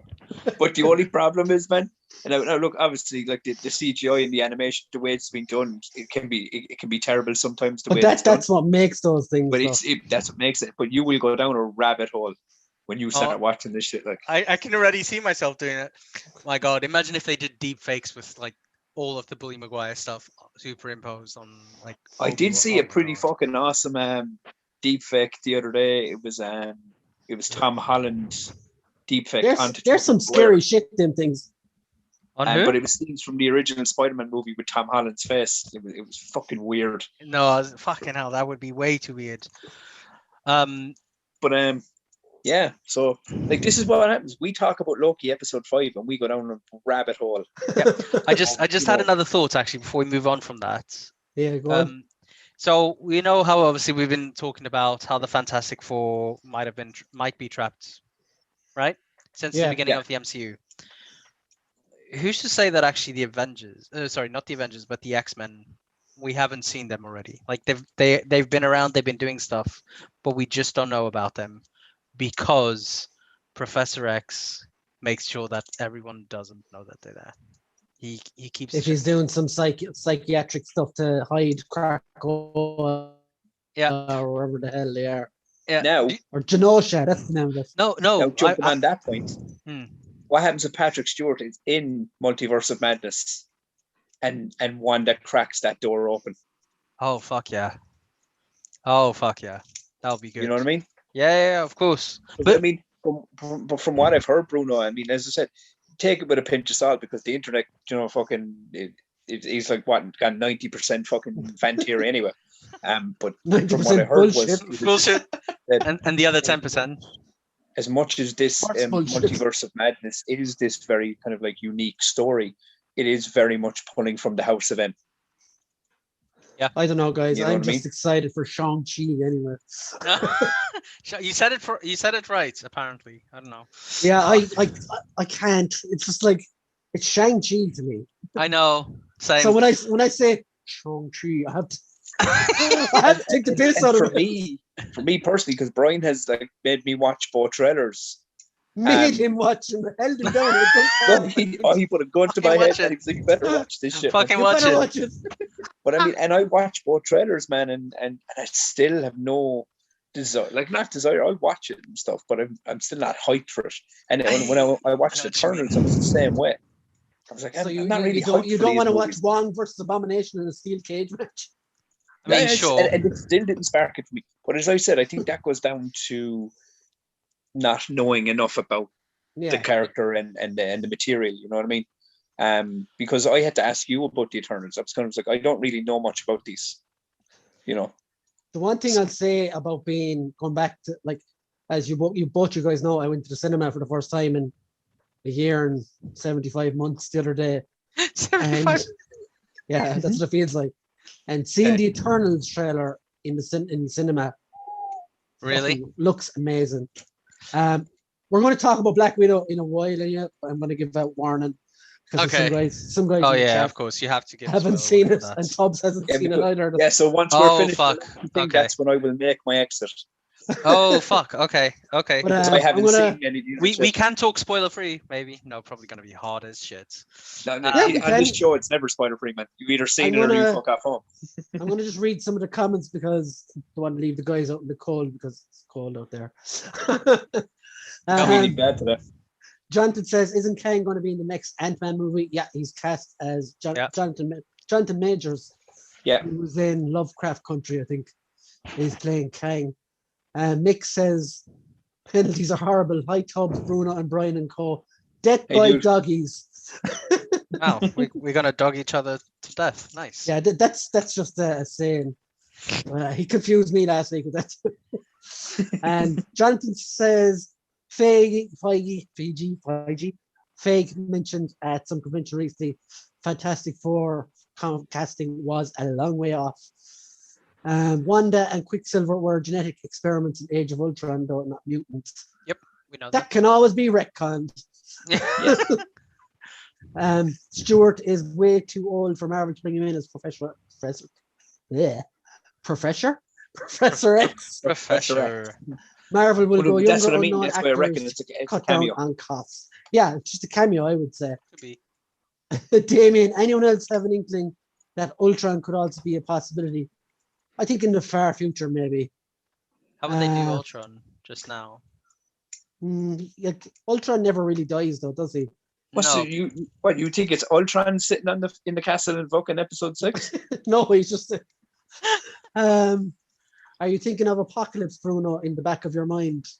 Yes, like a proper apocalypse. But that shit needs to happen way down the line. And before we get apocalypse, fuck it, I want an onslaught. I want Mr. Sinister first. Yeah, I want yeah. I want that, man. Yeah. I will lick that shit up all day, like. We still talking comics? Like I or- think when they bring if to bring in the X-Men some sort of conventional way, I think it would be cool to have Mr. Sinister like being the one that's fucking around with genes and finds the X gene, because that's what he does anyway. Bruno getting mauled by the dogs. Oh, Okay. Poor Bruno. What did he do? I'd rather get dogged by death. I don't know. Dead by doggy. My Okay, back. Tubbs, have you seen the What If trailer? I did see that. Okay, Oh. that is something we have to talk about also. Yes. So, Captain Carter, meh. Rest of it, I'm all in. Fuck Yes. Fuck yes. I Black couldn't Panther figure Star out what the Lord. Spider-Man stuff was, though. Which Spider-Man stuff? They showed some Spider-Man stuff, and I was kind of going, I was trying to figure out was like someone else Spider-Man. Did they? Oh, Yeah, it shows. No, It shows what Peter we'll do Parker is we'll watch it flipping again. web. Yes, That's the easiest way to do it. he's throwing his translucent liquid out of his pants. he's creaming himself. He's creaming himself on screen, right? Oh my god. What the fuck? Okay, what if trailer? Hold on. Hold on, I I don't- They came for the fucking comic nerd stuff, and they left it for the party porn. Huh? Come on. Here we Let's go. see. Yeah, peace. I love peace. I'd be out of a job with peace. I fucking love this. This is such good news. I like the animation style as well. Yep. Killmonger. That was just so unexpected. Do we know each other? He's gonna be War Machine.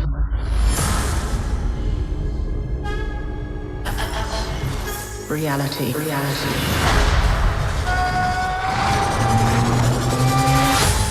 It's changeable.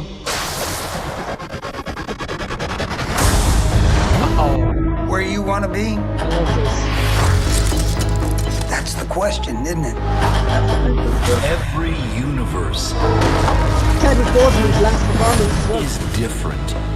Each one How are you, dog? Slow down a little bit. There's a few people in the room that don't understand. No, Not me. are these I being get voiced it. by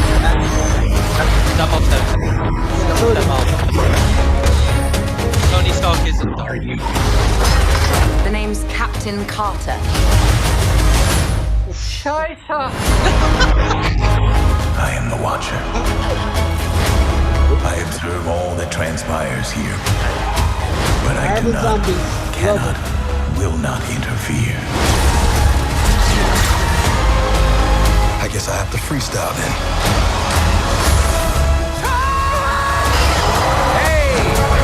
We have you outnumbered. A Ravager never flies solo. So good. I said never flies solo. Is that some kind of catchphrase?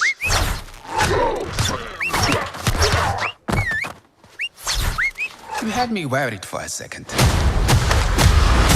Journey to face the unknown and ponder the question.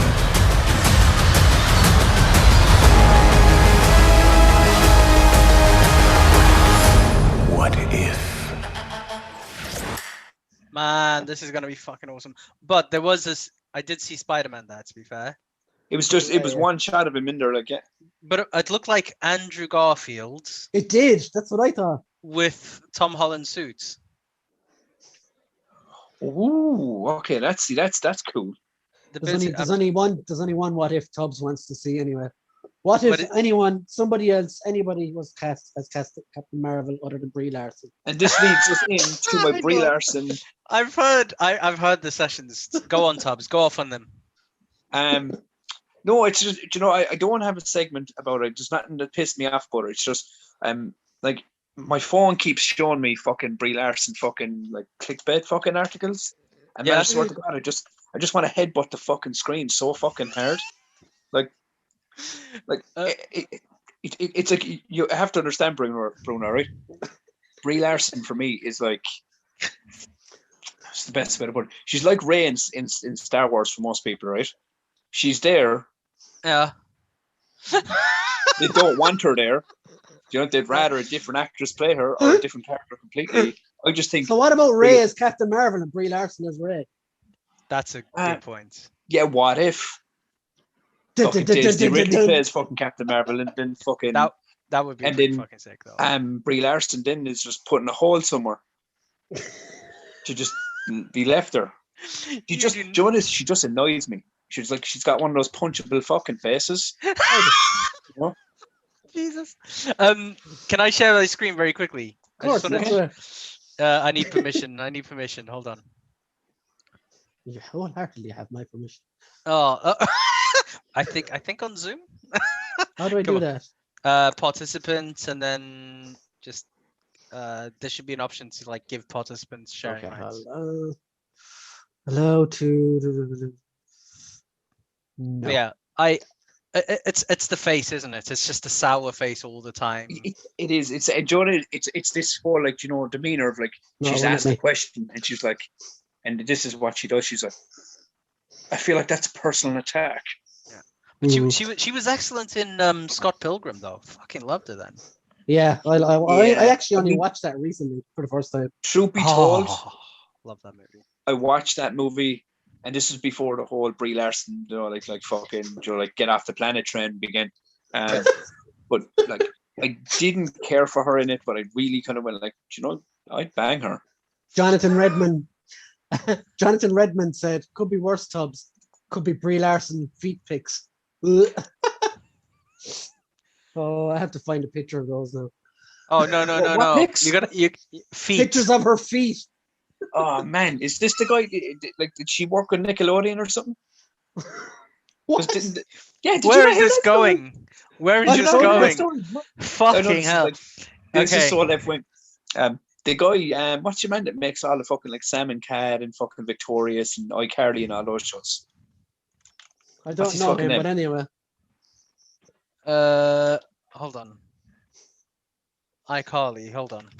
What's the creator's name? Dan Schneider? Dan Schneider. Apparently Dan Schneider is a sexual fucking deviant pervert that fucking like made all the actors and actresses at one point in time. Like do things with their feet. Holy Like fuck! he's like a fucking crazy foot fetish So thing. He's like, do you know what he's like? Do you know what he's like? Tarantino. He's like the Tarantino for shitty TV. Oh, for shitty TV. Tarantino is a sick. Have you There's a picture of it's Kurt Russell and Tarantino just staring at some woman's feet in his shots, and it's a picture, and it's just so fucking wrong. It's like, yeah, like this is obviously your jam. You like what? I mean, like I don't get it. I never got like the whole feet, but anyway, yeah. I mean, I can only imagine that like Brie Larson, and her feet. Like I mean, like okay, look, we're just gonna like get to the nitty gritty. I don't want to have a fucking moment that pissed me off this week. She's just a cunt, and I don't want like. Okay, that is my Brie Bruno, Larson moment. what I'm gonna do is I'm gonna make you host for a second. Will it stop you sharing stuff? Just for now, you can make me the host then again. That's the only way I can let you share your screen as far as I know. Oh, hold on. Host. I can't even make you co-host. I know it's weird thing. It's This fucking weird. internet crap. Okay, let me just do this, and I'm gonna give it back. Hold on. So this is. Give what back? I'll give you nothing. So this is the what if. So okay. Definitely That's Andrew Garfield. Definitely Garfield. Yeah. Yeah. In like the cat. in the homecoming suit, right? And this is the feet picture I was talking about. Oh my god! Yeah. Look. He's like, yeah. Look. See this bunion? And he's like, yeah, I'm gonna wank to that later. That is Tarantino. Just yeah, there you go. At least it's Margot Robbie's foot, though. In fairness, is it? No, it's not. Oh wait, it's not. No, that's Once Upon a Time in Hollywood. That's Death Proof. Yeah, I was gonna say that's yeah. Oh, yeah. Okay. I've made you host again, Brian. Yeah, that's Death Proof. Definitely Death Proof. I thought that was this is your fault, Jonathan Redmond. Yeah, we went down this massive foot fetish rabbit hole. There you go. He's gonna. But I couldn't not sign out of the show tonight without actually going into the Brie Larson tangent. it's the Brie Larson segment for you. Yeah, like, is there anything else? Myself and Tubbs did our favorite comic runs a while ago, so you can add yours now before Tubbs goes if you want. For what, the favorite comics? Yeah, so I did off the top of my head Civil War, Secret Wars. Civil War's great. Killing Joke, Craven's Last Hunt, Annihilation. Fucking hell. Yeah. Some fucking top tiers. Tubbs. So I'm gonna go very weird, but weird is good. So first off, Marvel Universe versus Onslaught. That was actually one of the first books or the first sagas or arcs that I properly read. It's fucking awesome. The way that they segmented everything, all of the heroes in the end, and Marvel had a way of really doing build-ups properly. So you have all of these heroes fighting, and there's been so much sacrifice, etc. And then, in the end, basically all of the heroes just chuck themselves into Onslaught to give him a physical form, so that all of the mutants, because the mutants can't jump into this bubble, into this ooze, otherwise Onslaught gains more power, etc. So the heroes sacrifice themselves, and the mutants have to just destroy them. It's just beautiful. Age of Apocalypse.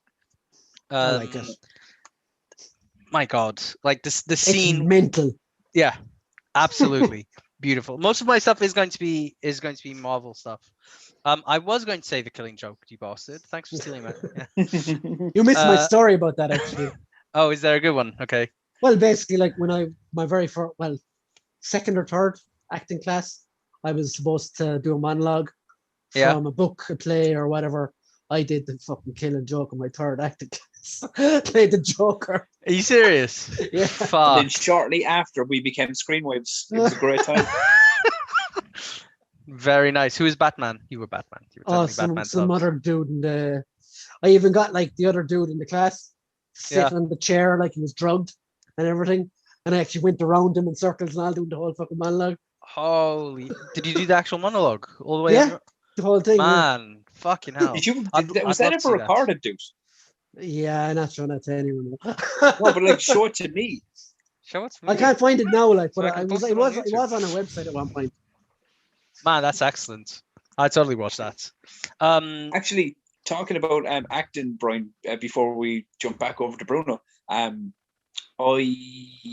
working on like a obviously job because I'm at home at the moment doing stuff.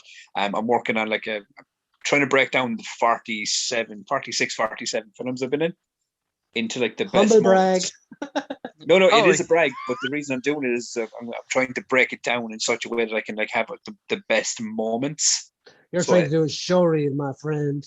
No, I'm not doing a show reel. A show reel would be like 2-3 minutes. This is going to be like a fucking 5-6 minute like epic music video type thing. But it's going to be some of the best moments pulled together. But so if I send you a list in a while of stuff I don't have from your side, like Carman, things like that, Yeah, I probably have them on the hard drive. send them on over because you're going to be in a ton of it. And then possibly when it's up, we could actually even play it on the show. Yeah. So is this your version of wanking in the mirror that you can upload to YouTube? Yeah, basically, because I'm Yes, going to fuck be yes. in like the majority of the 6 minutes. So you know, Fuck yeah, I'm In gonna have case you some news didn't bank. realize, I'm gonna have some news bank material, boys. It's gonna happen. because I've been calling like Brian my screen wife for years now because me and Brian are in literally ridiculous amounts of fucking movies together. So it's like twins. He's Danny DeVito. Your chest hair is on his back. That's all I know. basically, that is exactly the way it is. Okay, now. Okay, come on, comments. Okay, so G.I. Joe 21, the silent issue, perfectly done. Introduction of Snake Eyes to the G.I. Joe universe. Oh, sweet. And there is no written dialogue. It is an 'Cause entirely it's him. silent. By the way, actually, did you see the stop motion thing for G.I. Joe? No? Well, I don't know where, I think Hasbro may have shared it, but like there's a little like stop motion trailer for the G.I. Joe movie. And they're like, there's all these little kids, they're like, our favorite G.I. Joes. Oh, look, it's Snake Eyes. He doesn't talk. Yeah. And then he takes off his thing and he's like, no, I'm actually actor, whatever the guy's name is. It's been Snake Eyes, and I'm fucking awesome. He's like, I'm going to talk now. Yeah. Fucking hell. It's Jesus. really cool. So in the comments, MCU Psycho Man could also be a possibility. Damien says, Jonathan says, Disney is kind of screwed with X-Men in a way due to Fox messing up Apocalypse and Dark Phoenix twice. So recently they can't just go and lead up to those storylines. Mick Houlihan says, looks cool. I think he was on about What If. Jonathan said could be worse. I got ahead of myself there. Damien says Hobgoblin's intro story plus any classic Ditko stories I love, especially Amazing Spider-Man 10, 13, and anyone with Jackal in it as well. So he was on about some of his favorite comic arcs. Nice. That's fair actually. And so Excalibur. Do you guys remember Excalibur? Yeah. It was it wasn't even it was a one shot that they did, like a trade paperback where the Excalibur team are in Nazi Germany and some of them are Nazis. It's basically an alternate reality situation. Oh, cool. It's fucking excellent. Super, super well done. One of my favorite books still to read today. And then I know this is going to sound weird, but I really like the first 20, 30 issues of Ultimate Spider-Man. I love Ultimate Spider-Man as well. Yeah, man. It's fucking awesome. Oh, fuck. I completely forgot to mention the Ultimates. That is so mental. I could have talked about like fucking Walking Dead. There's actually a graphic novel I have up fucking stairs as well. It's God, fucking what's the name of the fucking title? I will send it. I'll wait for next week. I'll actually bring the book if I'm on next week. But it's a dude and he fights bears shirtless guy, shirtless bear fighter. What the fuck? It's fucking amazing. Shirtless. Just type it in and see if you find it. It's oh a guy. My God, I've just seen it. A shirtless bearded dude that fights bears. Oh my God, I've just seen it. It's fucking amazing. After being betrayed by the bears that raised him. Oh my God. Okay. It is one of the wackiest out there fucking comic books I've read, but it is actually so fucking good. And there's also like Why what not? I forgot to mention as well. Why the Last Man is fucking brilliant as well. from Image. Walking Dead, obviously. Tubbs Walking said. Dead, yeah. The first Invincible. like 20 or so issues that I've read of Spawn are amazing. I need to read Yeah, more. fucking Spawn as well, man. Jesus Christ, like. Good books. But and of course, like the whole Hellfire Club stuff as well. Did you hear as well? Fire. Did you hear that they're releasing Batman 89 comic? Yeah, I think I heard that as well. Yeah. Continuing after Batman Keaton. Returns. What? Yeah. How the fuck are they actually going to do that? That's I suppose they I might, don't know if it's like a one-off or something, but it's they're definitely doing it. It's like a continuation arc. I'd Holy say shit! the, I bet. one shot.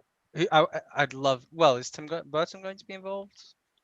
Like apparently, like Harvey Dent and all is going to be in this comic book, like, but it's Harvey Dent from the original Batman movie. Huh. Okay. Lando, like Lando Calrissian. Yeah. Yeah. Because he was the Harvey Dent. Yeah, fucking hell, I remember that. And is it Shadow? Who's it? Not it's not Telltale. Who's the company that? Traveler's Tales. No, it's a Shadow Run. Fucking no. It's the company that like run the comic books and stuff. Skybound. Skybound. There you go. You go. Skybound released a comic book called Clementine. Oh wow, that'd be really cool. That continues the story on after the fourth game. They're fucking awesome games there with the Walking Dead games. Yeah, they're unreal. Choice based fucking. I mean, I loved all the Telltale stuff. Wolf Among Us, Batman, or not. Choice based. Choice. Push you down the corridor they want you to go, but yeah. Yeah, but you know what I mean. Those choice based kind of scenario games, like they were fucking cool. Like I was gonna chat about Resident Evil, the animated series on here, but neither of you have seen it, and it's a big, massive dumpster fire of dog shit anyway. So there you go. There's your review on it. Done. Next. Like, have any of you seen any of the other animated movies that were on Netflix before, the Resident Evil ones? I've seen a handful of them. I've seen some of them. Like they're okay. This one is just so bad. So yeah, I just want to leave that there because I don't even want to talk about it. So Black Widow. We'll start off. Okay. We'll start off with non-spoilery stuff. We can do non-spoilers, mate. No, because I haven't seen it at all, and you know me, I love some Black Widow, so I'm gonna go fucking watch this shit like probably tonight on Disney Plus. So you and Bruno dig into this fucking thing, so you don't have to do non-spoilery issues. Oh yeah, gotcha. Yeah, so Tubbs has to disappear from the chat now, peeps. But come here, Brian. Well done on 20 episodes, kid. Hey, you're part of all of them, like so. Oh well, I mean, I know I missed the last few weeks, but yeah, I've been. I mean, Tubbs, as the meme goes, family. Oh my God! Yes, please don't do a family meeting. Family. Just Photoshop Tubbs' face on top of it. No, but I mean, just to throw like a little bit extra on it, because if you think about it, Brian, like we ran an entire 45 episodes through nearly an entire year of retro wrestle chat. Yeah. And then spun off into the Culture Cast. That's because live streams are more fun. We've been running weekly shows, man. Not the best live, part of 65 weeks. Yes, we're gone well past the year mark on this thing. So fucking done for keeping this fucking keep the ship floating while I had to go and like sort my fucking stupid life out. Floating, and we'll flush on that one. But look, as I always say, right, when you can't do the stuff you love, you eventually balance out and you come back to where you're meant to be. And this is where I'm meant to be tonight. I proved it. I had a great fucking time. And I was delighted to come back on and actually be a part of this again. But Bruno, man, keep coming on the show and keep killing it. I will be taking my throne back, buddy, right? It's all yours. It is all yours. But I will keep making a lot debate has just gotten bigger, guys. No, all jokes aside, man, it's great to see. It's great to see, like as I said, other faces on it and stuff, and really bringing a different kind of element to it and stuff. I've really been enjoying kind of what you're doing. But fucking spoil the shit out of Black Widow like it's meant to be spoiled. You got a week's fucking notice. People haven't seen it like myself. You either fuck off or go home. Spoil it and have fucking fun doing it. Scarlett kind of spoiled it for me anyway, but anyway. Spoilers incoming. Yeah, I've already warned them in the chat anyway. Tubbs says, or Jonathan says later Tubbs, and Damien says bye Brian, been great. You can only speak 1 minute about Black Widow now. Get going. Yeah, Damien was worried we were going to spoil it, so I said we'd leave it till last. Yes. But yeah. Okay. So I will jump off and I will let you continue the show and finish up in style with some Black Widow spoilers. But look, come here. I will try my best to be back on again next week if I can. Yeah. Fuck yes. That door is always open. Great to finally meet you, my friend, and have a conversation. Brian, I love you, my scream wife, and I will chat to you very, very soon, my friend. Enjoy that wank in front of the mirror, bud. I fucking will, man. The mirror's right over there. I'm going to have a great time. Fucking Windex. See you later, Tubbs. See you, Back mate. next week, you motherfucker. Enjoy. I'll see you later, boys. So, guys, that was Twisted Tubbs being as twisted as ever. Fuck yes. So yeah, all my friends are kind of the same wavelength, which is good. I like it. We're all fucked up in the head. All filthy fuckers, but yeah. Oh, yes, that's the fun bit. So before we get on with this, I just see Damien pub time. See you later. It's a bit fucking late for the pub. I mean, it says late as you make it. Yeah. Jonathan just said Ian Livingstone books from back in the day were fantastic. Back in the day.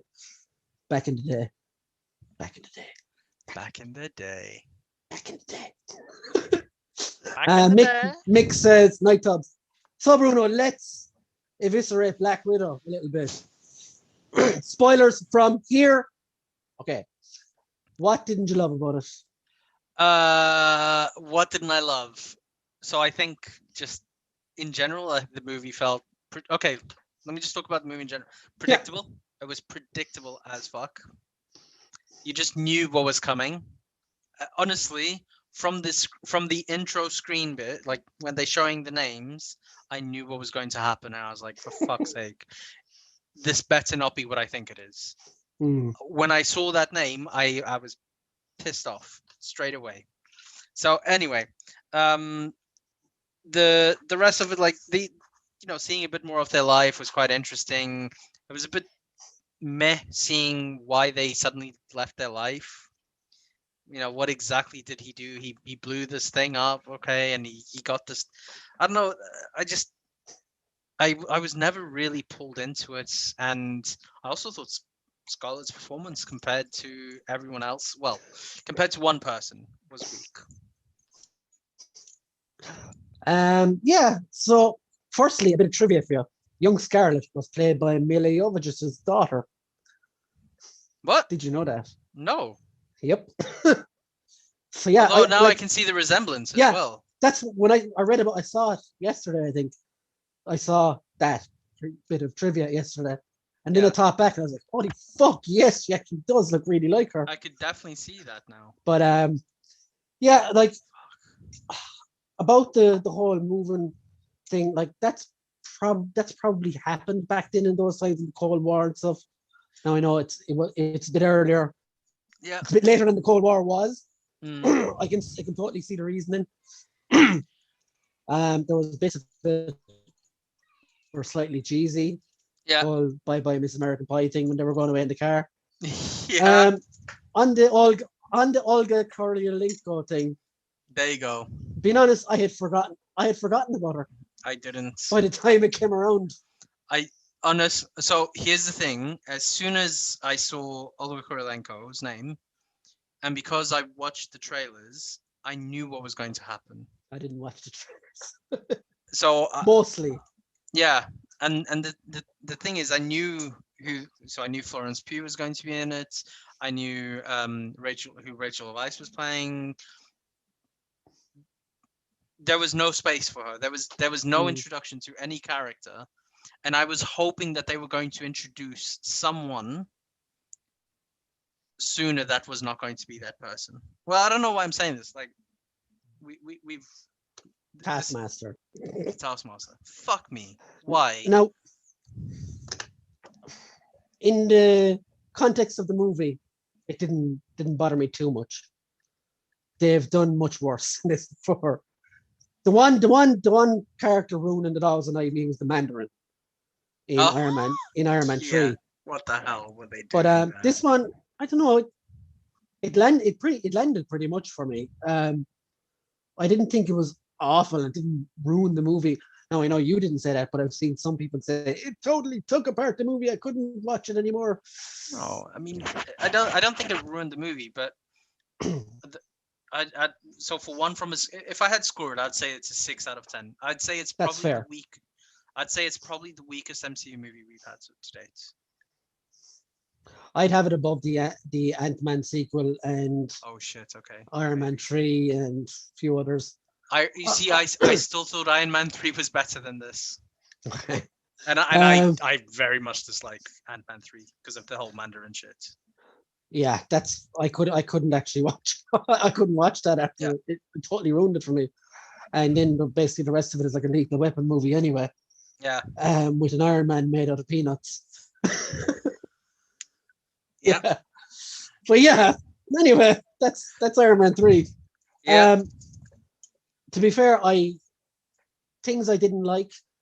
My overwhelming feeling when I came out of it was, you waited this long for your own movie and then you got outacted by at least 3 of the cast. Florence Pugh. Holy shit. I was going to leave her to the last, but I just want to talk about... Go on, talk about others first. Mate. I had heard a rumor, I stay on the Taskmaster thing for a second. I heard a rumor months ago that Rachel Weisz was playing Taskmaster. So I'd read that as well, yeah. So when they broke like Red Guardian out of the gulag or whatever, I wasn't expecting him to just go, oh, I know where she lives, it's this way. I was expecting to say, oh, she went missing ages ago or whatever. Yeah. That would have made more sense to me. True. I suppose. But he was really cool. I know they kind of played him for laughs. Red Guardian I'm talking about. Yeah. But is he that much of an important character in the comics anyway? No, like, I mean, go on. I'm gonna keep interrupting you. Go on, mate. You. No, it's fine. I enjoy his whole like, oh, I hate Captain America shtick as much as anyone. Yeah. So here's the thing. I really like the scene in the prison. I know this sounds crazy, but it just goes to show like how strong he actually was, because he took that dude's hand and obliterated it with one whack. Which is like, what the actual fuck? Like, that was just because you can talk about Captain America, like when he does his kicks and things like that, and you can tell he's strong, right? Because he holds that helicopter and he holds the axe, shit like that. But you don't know you don't know the extent of his powers, right? Cap probably doesn't use him wasn't using them to his full extent because he has a conscience. No. This motherfucker just whacked the dude's arm and like. Even at the start though, when they were escaping in the plane, the trolley thing or whatever that was in front of the thing, he just went thump. What? I was like, what? I know. And bearing in mind, like, to be fair, Cap was like ripping apart like bark, like pissed off. But fuck you, Iron Man. Yeah. That is the equivalent of him taking literally a car and just ripping in half. Yeah. You've never seen him do that. So I thought he was strong, but yeah, he just felt a bit more like a comic relief character. Mm. Yeah, I suppose he served the purpose, like they wanted to show the family dynamic. Yeah, still. I had planned to watch it again today before we did this, but I didn't get time. But yeah, let's just talk about Florence Pugh. She is amazing in this film, and she carries it on her back, I would think. Yeah. And she's carried a lot of the movies I've seen her in on her back. And I am totally ready for her to be Black Widow in all future films going forward. Yeah, she is awesome, honestly. So the thing, you know what I really enjoyed, and I think this is a credit to the writers, but also to her for having acted in that way. She was Scarlett's little sister, right? And when they have that interaction after the fight scene, she then acts like a little sister.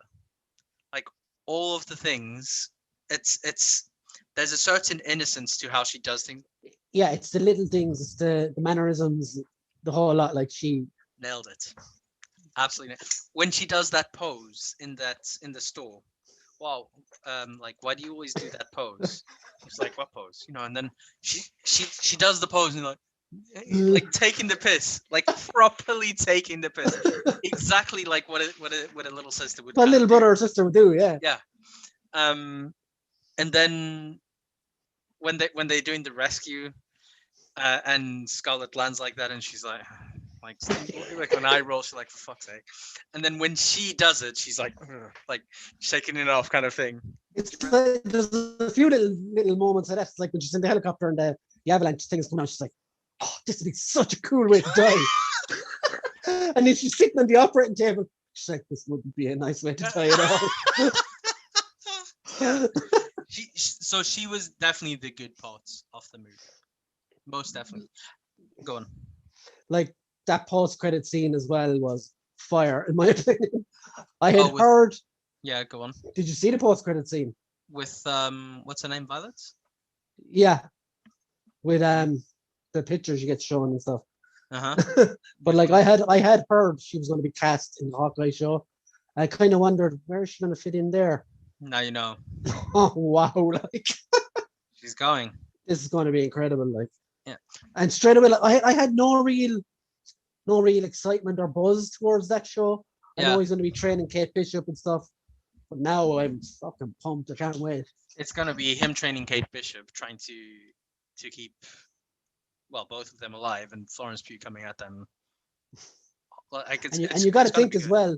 You got to think as well that it might not just be fucking Florence Pugh coming at him, because your one has US agents US agent as well. She's building the fucking Thunderbolts.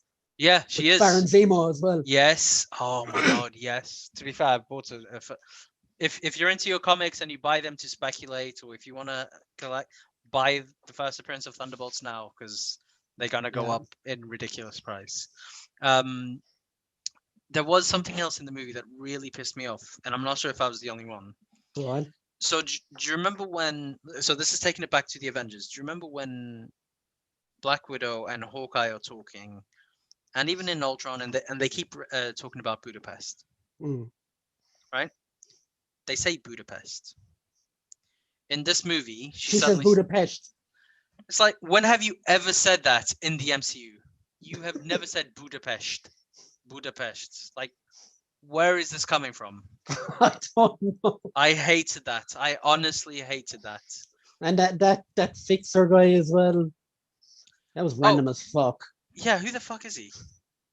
Like, he's never mentioned him ever before. Yeah. He can get you helicopters and the shield fucking jet at the end. Yeah. That last scene was bizarre as fuck. I don't care what anyone says. Yeah. It was not needed. No. I mean, I get it was them showing, oh, right, she's cut her hair, now she has the vest that her sister gave her, and now she's going to break out Captain and the other, or she's going to actually meet even up the vest thing was stupid. I know. Would she have not mentioned that in the event? Oh, no. It's my sister's vest. Oh, fuck off. What I really thought was what I genuinely thought was, I know, I'm sorry, mate. Oh, fucking I apologize. Sorry, you're making me laugh. What really pissed me off as well, not really pissed me off, why am I saying it pissed me off? The end scene when Florence Pugh is whistling, I swear for a second I thought that you would hear the other half of the whistle. For some reason, I thought that was going to be Marvel Zombies.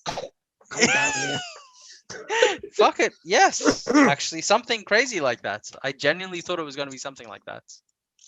No, it's funny. Like, as I was saying, I was in the cinema or whatever, and the few people that usually stay behind for the credits, are usually the people who are tuned into what's going on.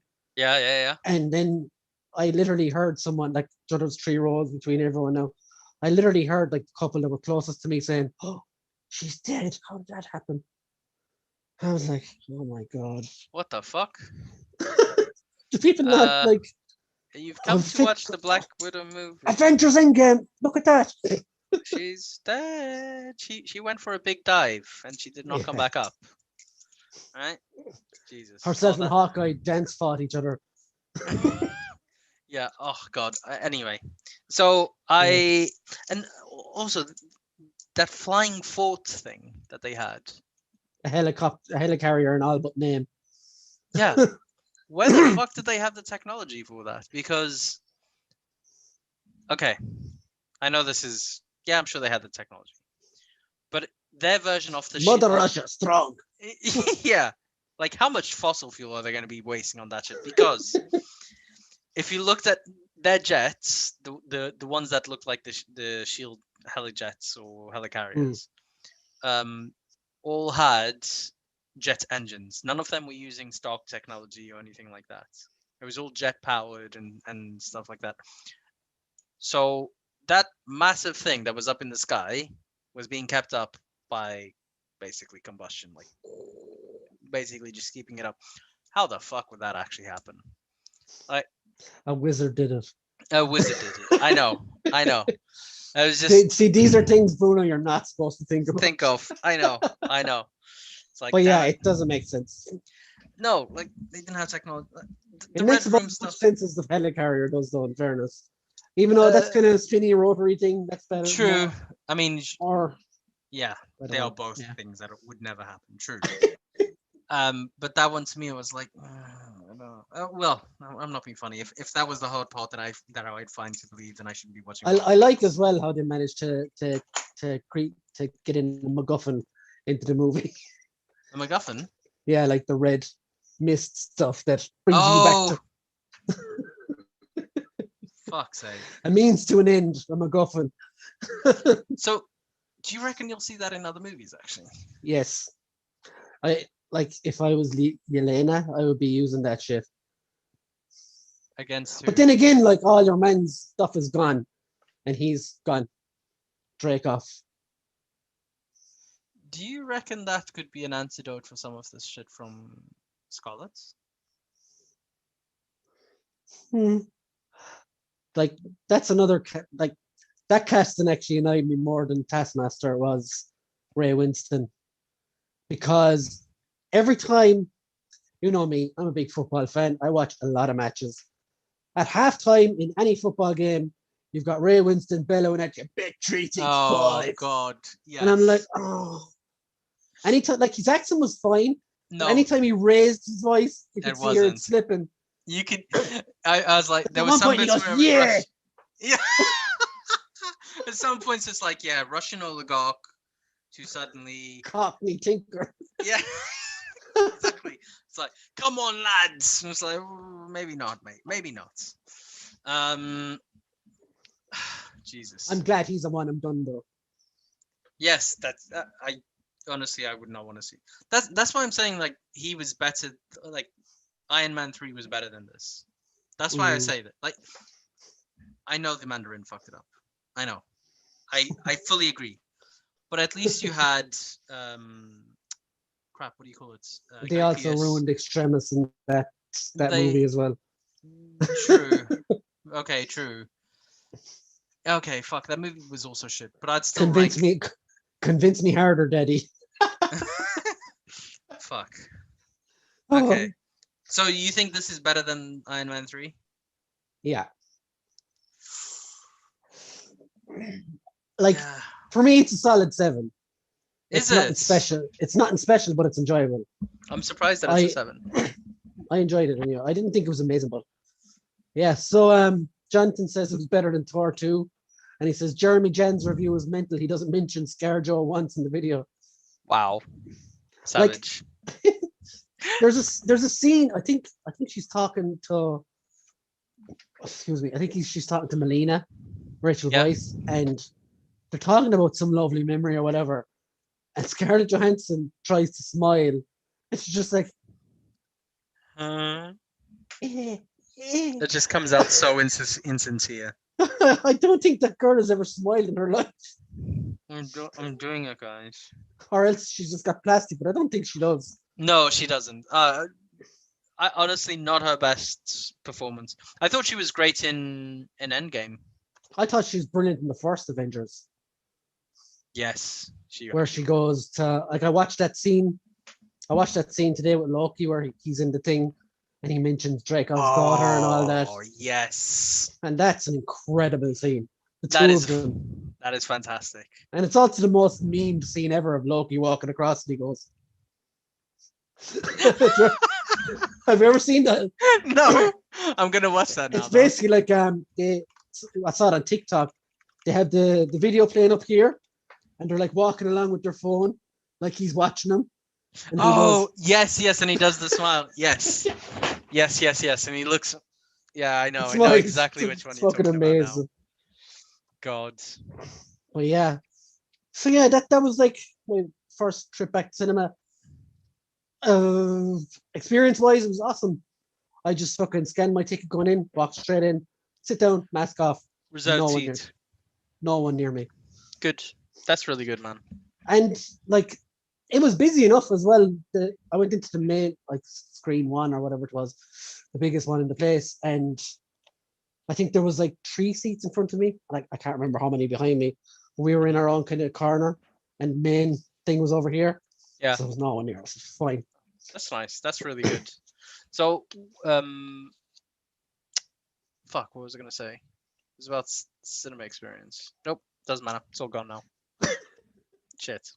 Like of course there is that bit where everyone's leaving at the same time. Doesn't bother me. No, that's fine. I get that. I mean, like you're all touching the same doors and stuff. Just fucking sanitizer for that. Paranoid about it. Oh yeah, exactly.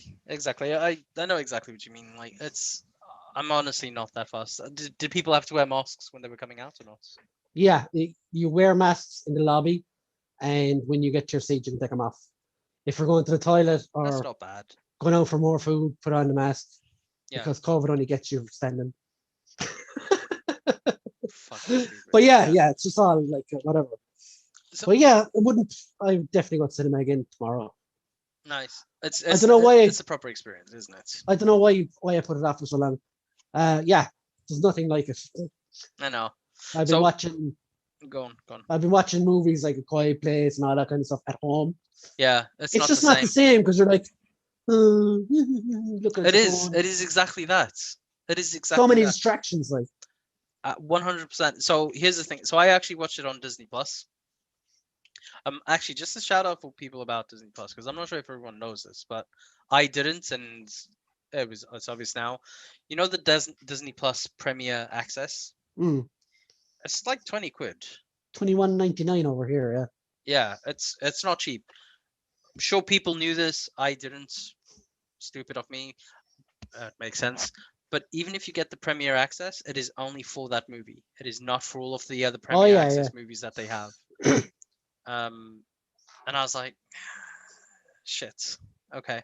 Because I genuinely got that thinking, you know what, I can watch this and I can watch Cruella as well. Because I wanted to watch that with Emma Stone. And yeah, then I was like, oh, fuck, this is literally only for this. Fuck it. Well, like, to be fair, like, it's not that expensive because it cost me and my girlfriend, what was it, 16 euros for the 2 tickets. And you're talking about driving 20 minutes in and back and food before and back. I think they're going on the basis that, so here's the thing that we have to be fair in as well. Sure, it is 20 quid. I wouldn't do it again personally. Exactly what you said, because you have the distractions. But if you take into account that with the average family is what, 4 people, 2 parents, 2 kids. It makes sense then, yeah. But then you also have some sharing with friends and family, right? So they have 2 parents, 2 kids. So you can easily see one access for Premiere easily being shared between 16 people at least. So I can kind of get it like that, not against that, just against the premise of it not being called out properly, because I genuinely I don't know, I thought it was just Premier Access in general. So yeah. No, like if COVID ever got massively bad again, I would definitely buy it because like there isn't a lot of films I would buy, but I will support. I'm not a cheapskate. That came off really bad. No, there isn't that. No, I wouldn't go to the bother of paying 21 quid. I would wait until it came out on regular access, which is usually like a month or 6 weeks or something. Oh yeah. But I would support the MCU stuff because 99.5% being good. Like it's true. 98.5. 98. Fucking hell. There's been a proper few stinkers there, man. Jesus. But yeah, the Taskmaster itself, she was okay. Like I think she was the implemented the powers and stuff well. Yes. It was very Terminator. Yes. Which definitely. I liked. The only thing is, it just didn't feel like Taskmaster. That's. Well, yeah, you don't have the quippy fucking. No. Pony Masters, Taskmaster, obviously, but yeah. that could come in future. Maybe that's the character. Maybe Olga Kurylenko will be the long term. Because she was under whatever spell or yeah, the mind control. She was under mind control anyway, like so. What do you think about all the widows, million widows across the world? Weird as fuck. I like the premise, but it don't. Yeah. It felt like Bone. Yes. You know how you exactly have what they were aiming for. Yeah. So you know how you had a lot of bones all over the place. Well, they're not even called bones, but you know what I mean. It felt like that. They don't have control over what they're doing, so they were just machines or whatever it was. Randomly walking around. Yeah. And yeah, just felt really weird. I don't know. And like the ending as well kind of went against the post-credit scene as well, because when they leave, when they all separate or whatever, everyone's like, oh yeah, go save all the widows, and by the time the post-credit scene comes around, she's a fucking assassin for Valentina. Yeah, it doesn't add up, does it? It's very disjointed or something. To be fair, so you have what, 5 years between that, I think, because how long was the snap? 4 years. It was just before Endgame or before Infinity War. It was based, wasn't it? Well, it has to be longer. Well, when do you see Scarlet wearing the jacket? The white is Infinity War. When they turn up in Scotland fighting with Ebony Maw and those guys, they're trying to save Scarlet Witch and Vision. Yeah, no, Edinburgh. Yes, yeah, I remember that. The thing that I was thinking is, in the Black Widow movie, was it 6 weeks later or 6 months later? I can't remember. I have to rewatch that bit. But basically, I remember that it wasn't immediate. So even after everything that happened, you then have another 6 months, and then between it was that 2 and weeks the snap. later, actually, I think. Oh, it was only 2 weeks. Okay, fine. Never mind then. And yeah, the other thing that people were pointing out was when they were all splitting up, General Ross was coming with 20 fucking cars. And then 2 weeks later, she's safe. And yeah. Yeah, and yeah, that's a great point. Like, what happened to her there? People were saying, like, I've seen some theories going around, oh, that Black Widow must be a Skrull. The real one is locked up. It's like, go away. No. Stop. No. Just stop. No. Although you're embarrassing yourself. Although Secret Invasion, no. No. Definitely not. The other thing that really peeved me off, when General Ross is driving to them, and you can see very clearly, like, there's the ship that lands, and you have all the widows. Why the fuck are they waiting until that there's a path in the road? Like, you guys have fucking Hummers. Just go over, like, go and try and stop those people. Don't wait until you get to an access road and then turn nice and neat. It's like, and it's in Russia. Why are they in Russia? Yeah. What the hell? What the hell? If they can be in Russia, why can't Captain America and the rest? Mm-hmm. Exactly. Go, girlfriend. I completely. Tubbs, when you're watching this back, he said it. He did it. I did. You go, girl. Fuck no. Yeah. See what I've started. Yeah, it's dangerous, man. There were just so many bits from it that I was like, just not impressed with, honestly. Yeah. I don't know. I enjoyed it. I wasn't expecting it to be great, to be honest. So maybe I'm a bit more forgiving, because usually if I don't like something, I will shit all over it. I'll say that you're being extremely generous then, because I mean, this movie was supposed to be 2 years ago. 2 years ago now. Last April, wasn't it? Was it last April? Okay, fine. 2020, yeah. Jesus. Okay, fine. So it was supposed to be last year. So they've had a lot of time to work on it. and you're telling me that they haven't gone back and checked over it, and like they've just done and left it. I don't know. Like, would you have done and left it? Would you? I don't know. There's something. I don't know. See, they couldn't really do reshoots either. That's the problem with COVID That and is stuff. true. That is true. Also, a lot of the CGI looked really bad. I don't know, like some of the action bits. I was like, shit, you can tell that that's a ragdoll. Yeah, there was a lot of fighting. There was shaky cam and stuff, and I hate that. Yeah, but I don't know. I thought there were. I thought it was going to be different. I'll be honest. I was even hoping that it was going to be before she had joined the Avengers somehow. Yeah, that's what I would have rather. I don't know if it was much before. Yeah, and for some it reason, just seemed a very random place to drop it in the timeline. Yeah, and I genuinely thought what they were going to do is Hawkeye was going to be was going to be the Taskmaster, but when I say the Taskmaster, I would have almost said that he would have just been part of like a force or something, and you had kind of like a title. You're the Taskmaster.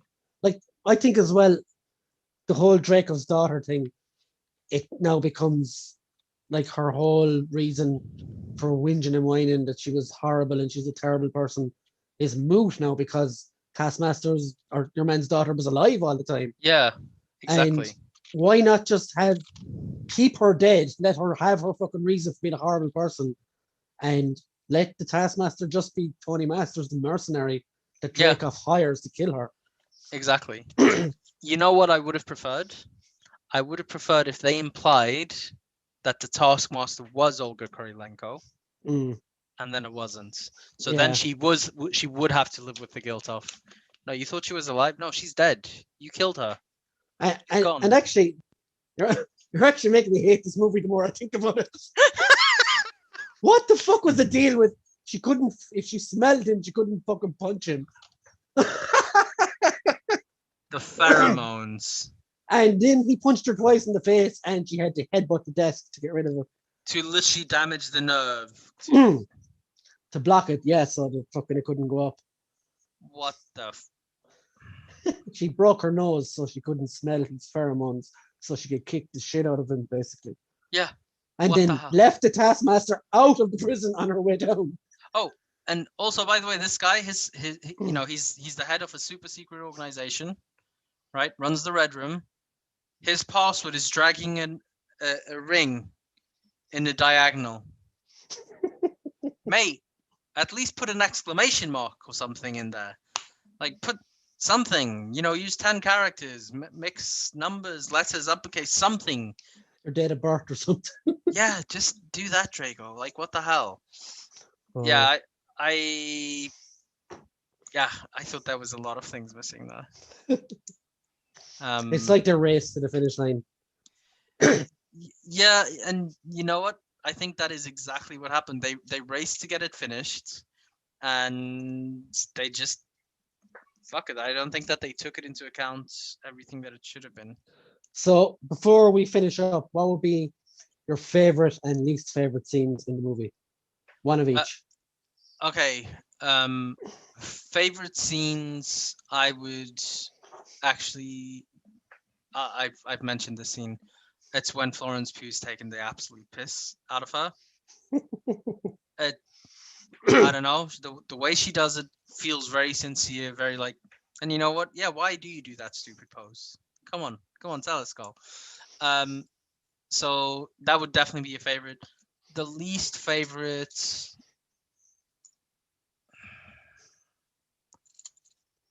Oh, man. So many.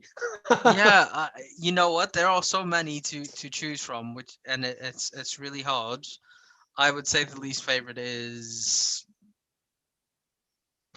probably the ending. Yeah, when they're all just standing there and they all fuck.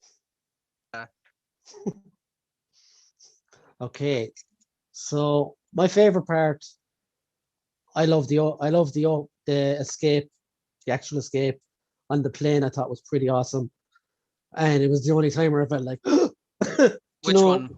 when they're escaping on the plane at the start, and he's literally lying on the wing with a gun, shooting at the shield at the Hydra agents. That was a great scene. That was really done well. And when they almost hit the truck at the end, Yeah. I literally went, oh. That's cinema viewing. That is cinema viewing for you, though, man. You can't get that. That would be my favorite scene, and I'd say the worst. The worst scene was the whole fight they had in the apartment. I don't know why it didn't make sense. Oh, it did make sense, but it just looked stupid. No, I still say it didn't make sense because they knew exactly who they were, and they were just going at it. Like they were all about shooting first and asking questions later. When Florence Pugh was no longer under control, and neither was Scarlet, and she knew Scarlet was in the Avengers. Yeah. So why did she attack her? Like, yeah, it was just a very dick measuring contest, really, wasn't it? Yeah. But I didn't see the point of it. It was And the a lot scene of stuff like that. the scene where they're at the table all together. I don't know. I thought that they had a real opportunity there to kind of show a bond. I liked they took it apart though. I rather that. Did you? Yeah, because it really hammered home the fakeness of it. And then when he follows her into the room, and she's like, "Oh, it was real to me." That all made perfect sense to me. That was fine. It was where they're at the table that I didn't like. Because that scene where he goes and talks to her, that is great because he starts singing the Bye Bye I'm American. That's fine. But you can't have one without the other. You can't put it back together without taking it apart. I suppose. But I just felt that scene was just so disjointed somehow. There was something about it. Scarlet. Yeah, but you know what? Fuck it. I'm gonna say even Rachel Weisz's character pissed me off. Because she's someone who knows what the Red Room has taken from her. The pig. Oh my god, the pig. Oh my god, that was horrible. Yeah. Also, why the fuck did he have nipples on his neck? Did you see that? You were looking at the pig too close. Yeah, it's like stop breathing. Okay, stop breathing, and the pig's like, okay, are you gonna make it breathe? Like she just felt inherently cruel, or not even terrible. Yeah. Yeah, and yeah, there was something about her that just didn't fire. And here's why I'll say that as well. Sorry, I know we're wrapping up, but in the first scene where he comes home and he says it's time, you can tell she's heartbroken. She's like, okay, we have to go. And she's telling the girls, hey, we have to go. And you obviously don't know how long they've been there. And it's only been 3 years, fine. But they were loving it. They were enjoying themselves. But you have her be that way, be very warm, be very caring. And then you have that, just the cold as ice. Just didn't. Yeah, but I think it shows like that was an act, all of it. You see how frustrated Red Guardian is. Like, I was going to be the super soldier, and then they send me off to some shitty town in America. I like that. Also, I have to shout out that scene where Taskmaster absolutely kicks the fuck out of Black Widow. Oh, on the bridge. Sends her into the river and everything. I was like, wow, Winter Soldier vibes there. Like, yeah, like I was gonna say he. It's not he, is he? Completely wrecked the fuck out of her. Like that when that missile hits the car, both myself and my girlfriend were like, Jesus Christ, what the fuck? Yeah. Oh God, actually, that you just reminded me of another scene which I thought was so stupid. God, when the Taskmaster is driving that massive armored vehicle. What a tank! Like a final boss level. Yeah, that thing. So that thing is going so fast, and it just does not stop for anything. Like, I appreciate that shit's a tank, but it was literally in quick succession, just like dum dum dum. Like, there's no way to any of the objects. It's the way it was going past the fucking crosses when they were going through them. It was so funny. It was like something out of Metal Gear Solid or something. Yeah. What the hell? Yeah, it Vulcan Raven. There you go. It definitely felt like something out of Metal Gear Solid. Holy shit. So yeah, there was I think there was too many wrongs for me to enjoy it, I think. in the way that I thought I would have. I think the hype didn't help. See, I didn't go in with any hype, so maybe that's why I enjoyed it more. I don't go into movies anymore with hype. Yeah, I will actually. Speaking of hype, I was no. I was randomly watching The Simpsons today. Yeah. Series 30 or something, and Jesus. Gal Gadot was guest voicing in it. Okay. She was auditioning. Homer was making this movie with Bart, and she was auditioning for it. And she's like, "Oh, I loved you in Fast and the Furious." And he's like, "Is there anything else you've been in?" And she's like, "Well, have you not heard of Wonder Woman?" And it's like, "Oh, when I see the DC logo, I just fall asleep."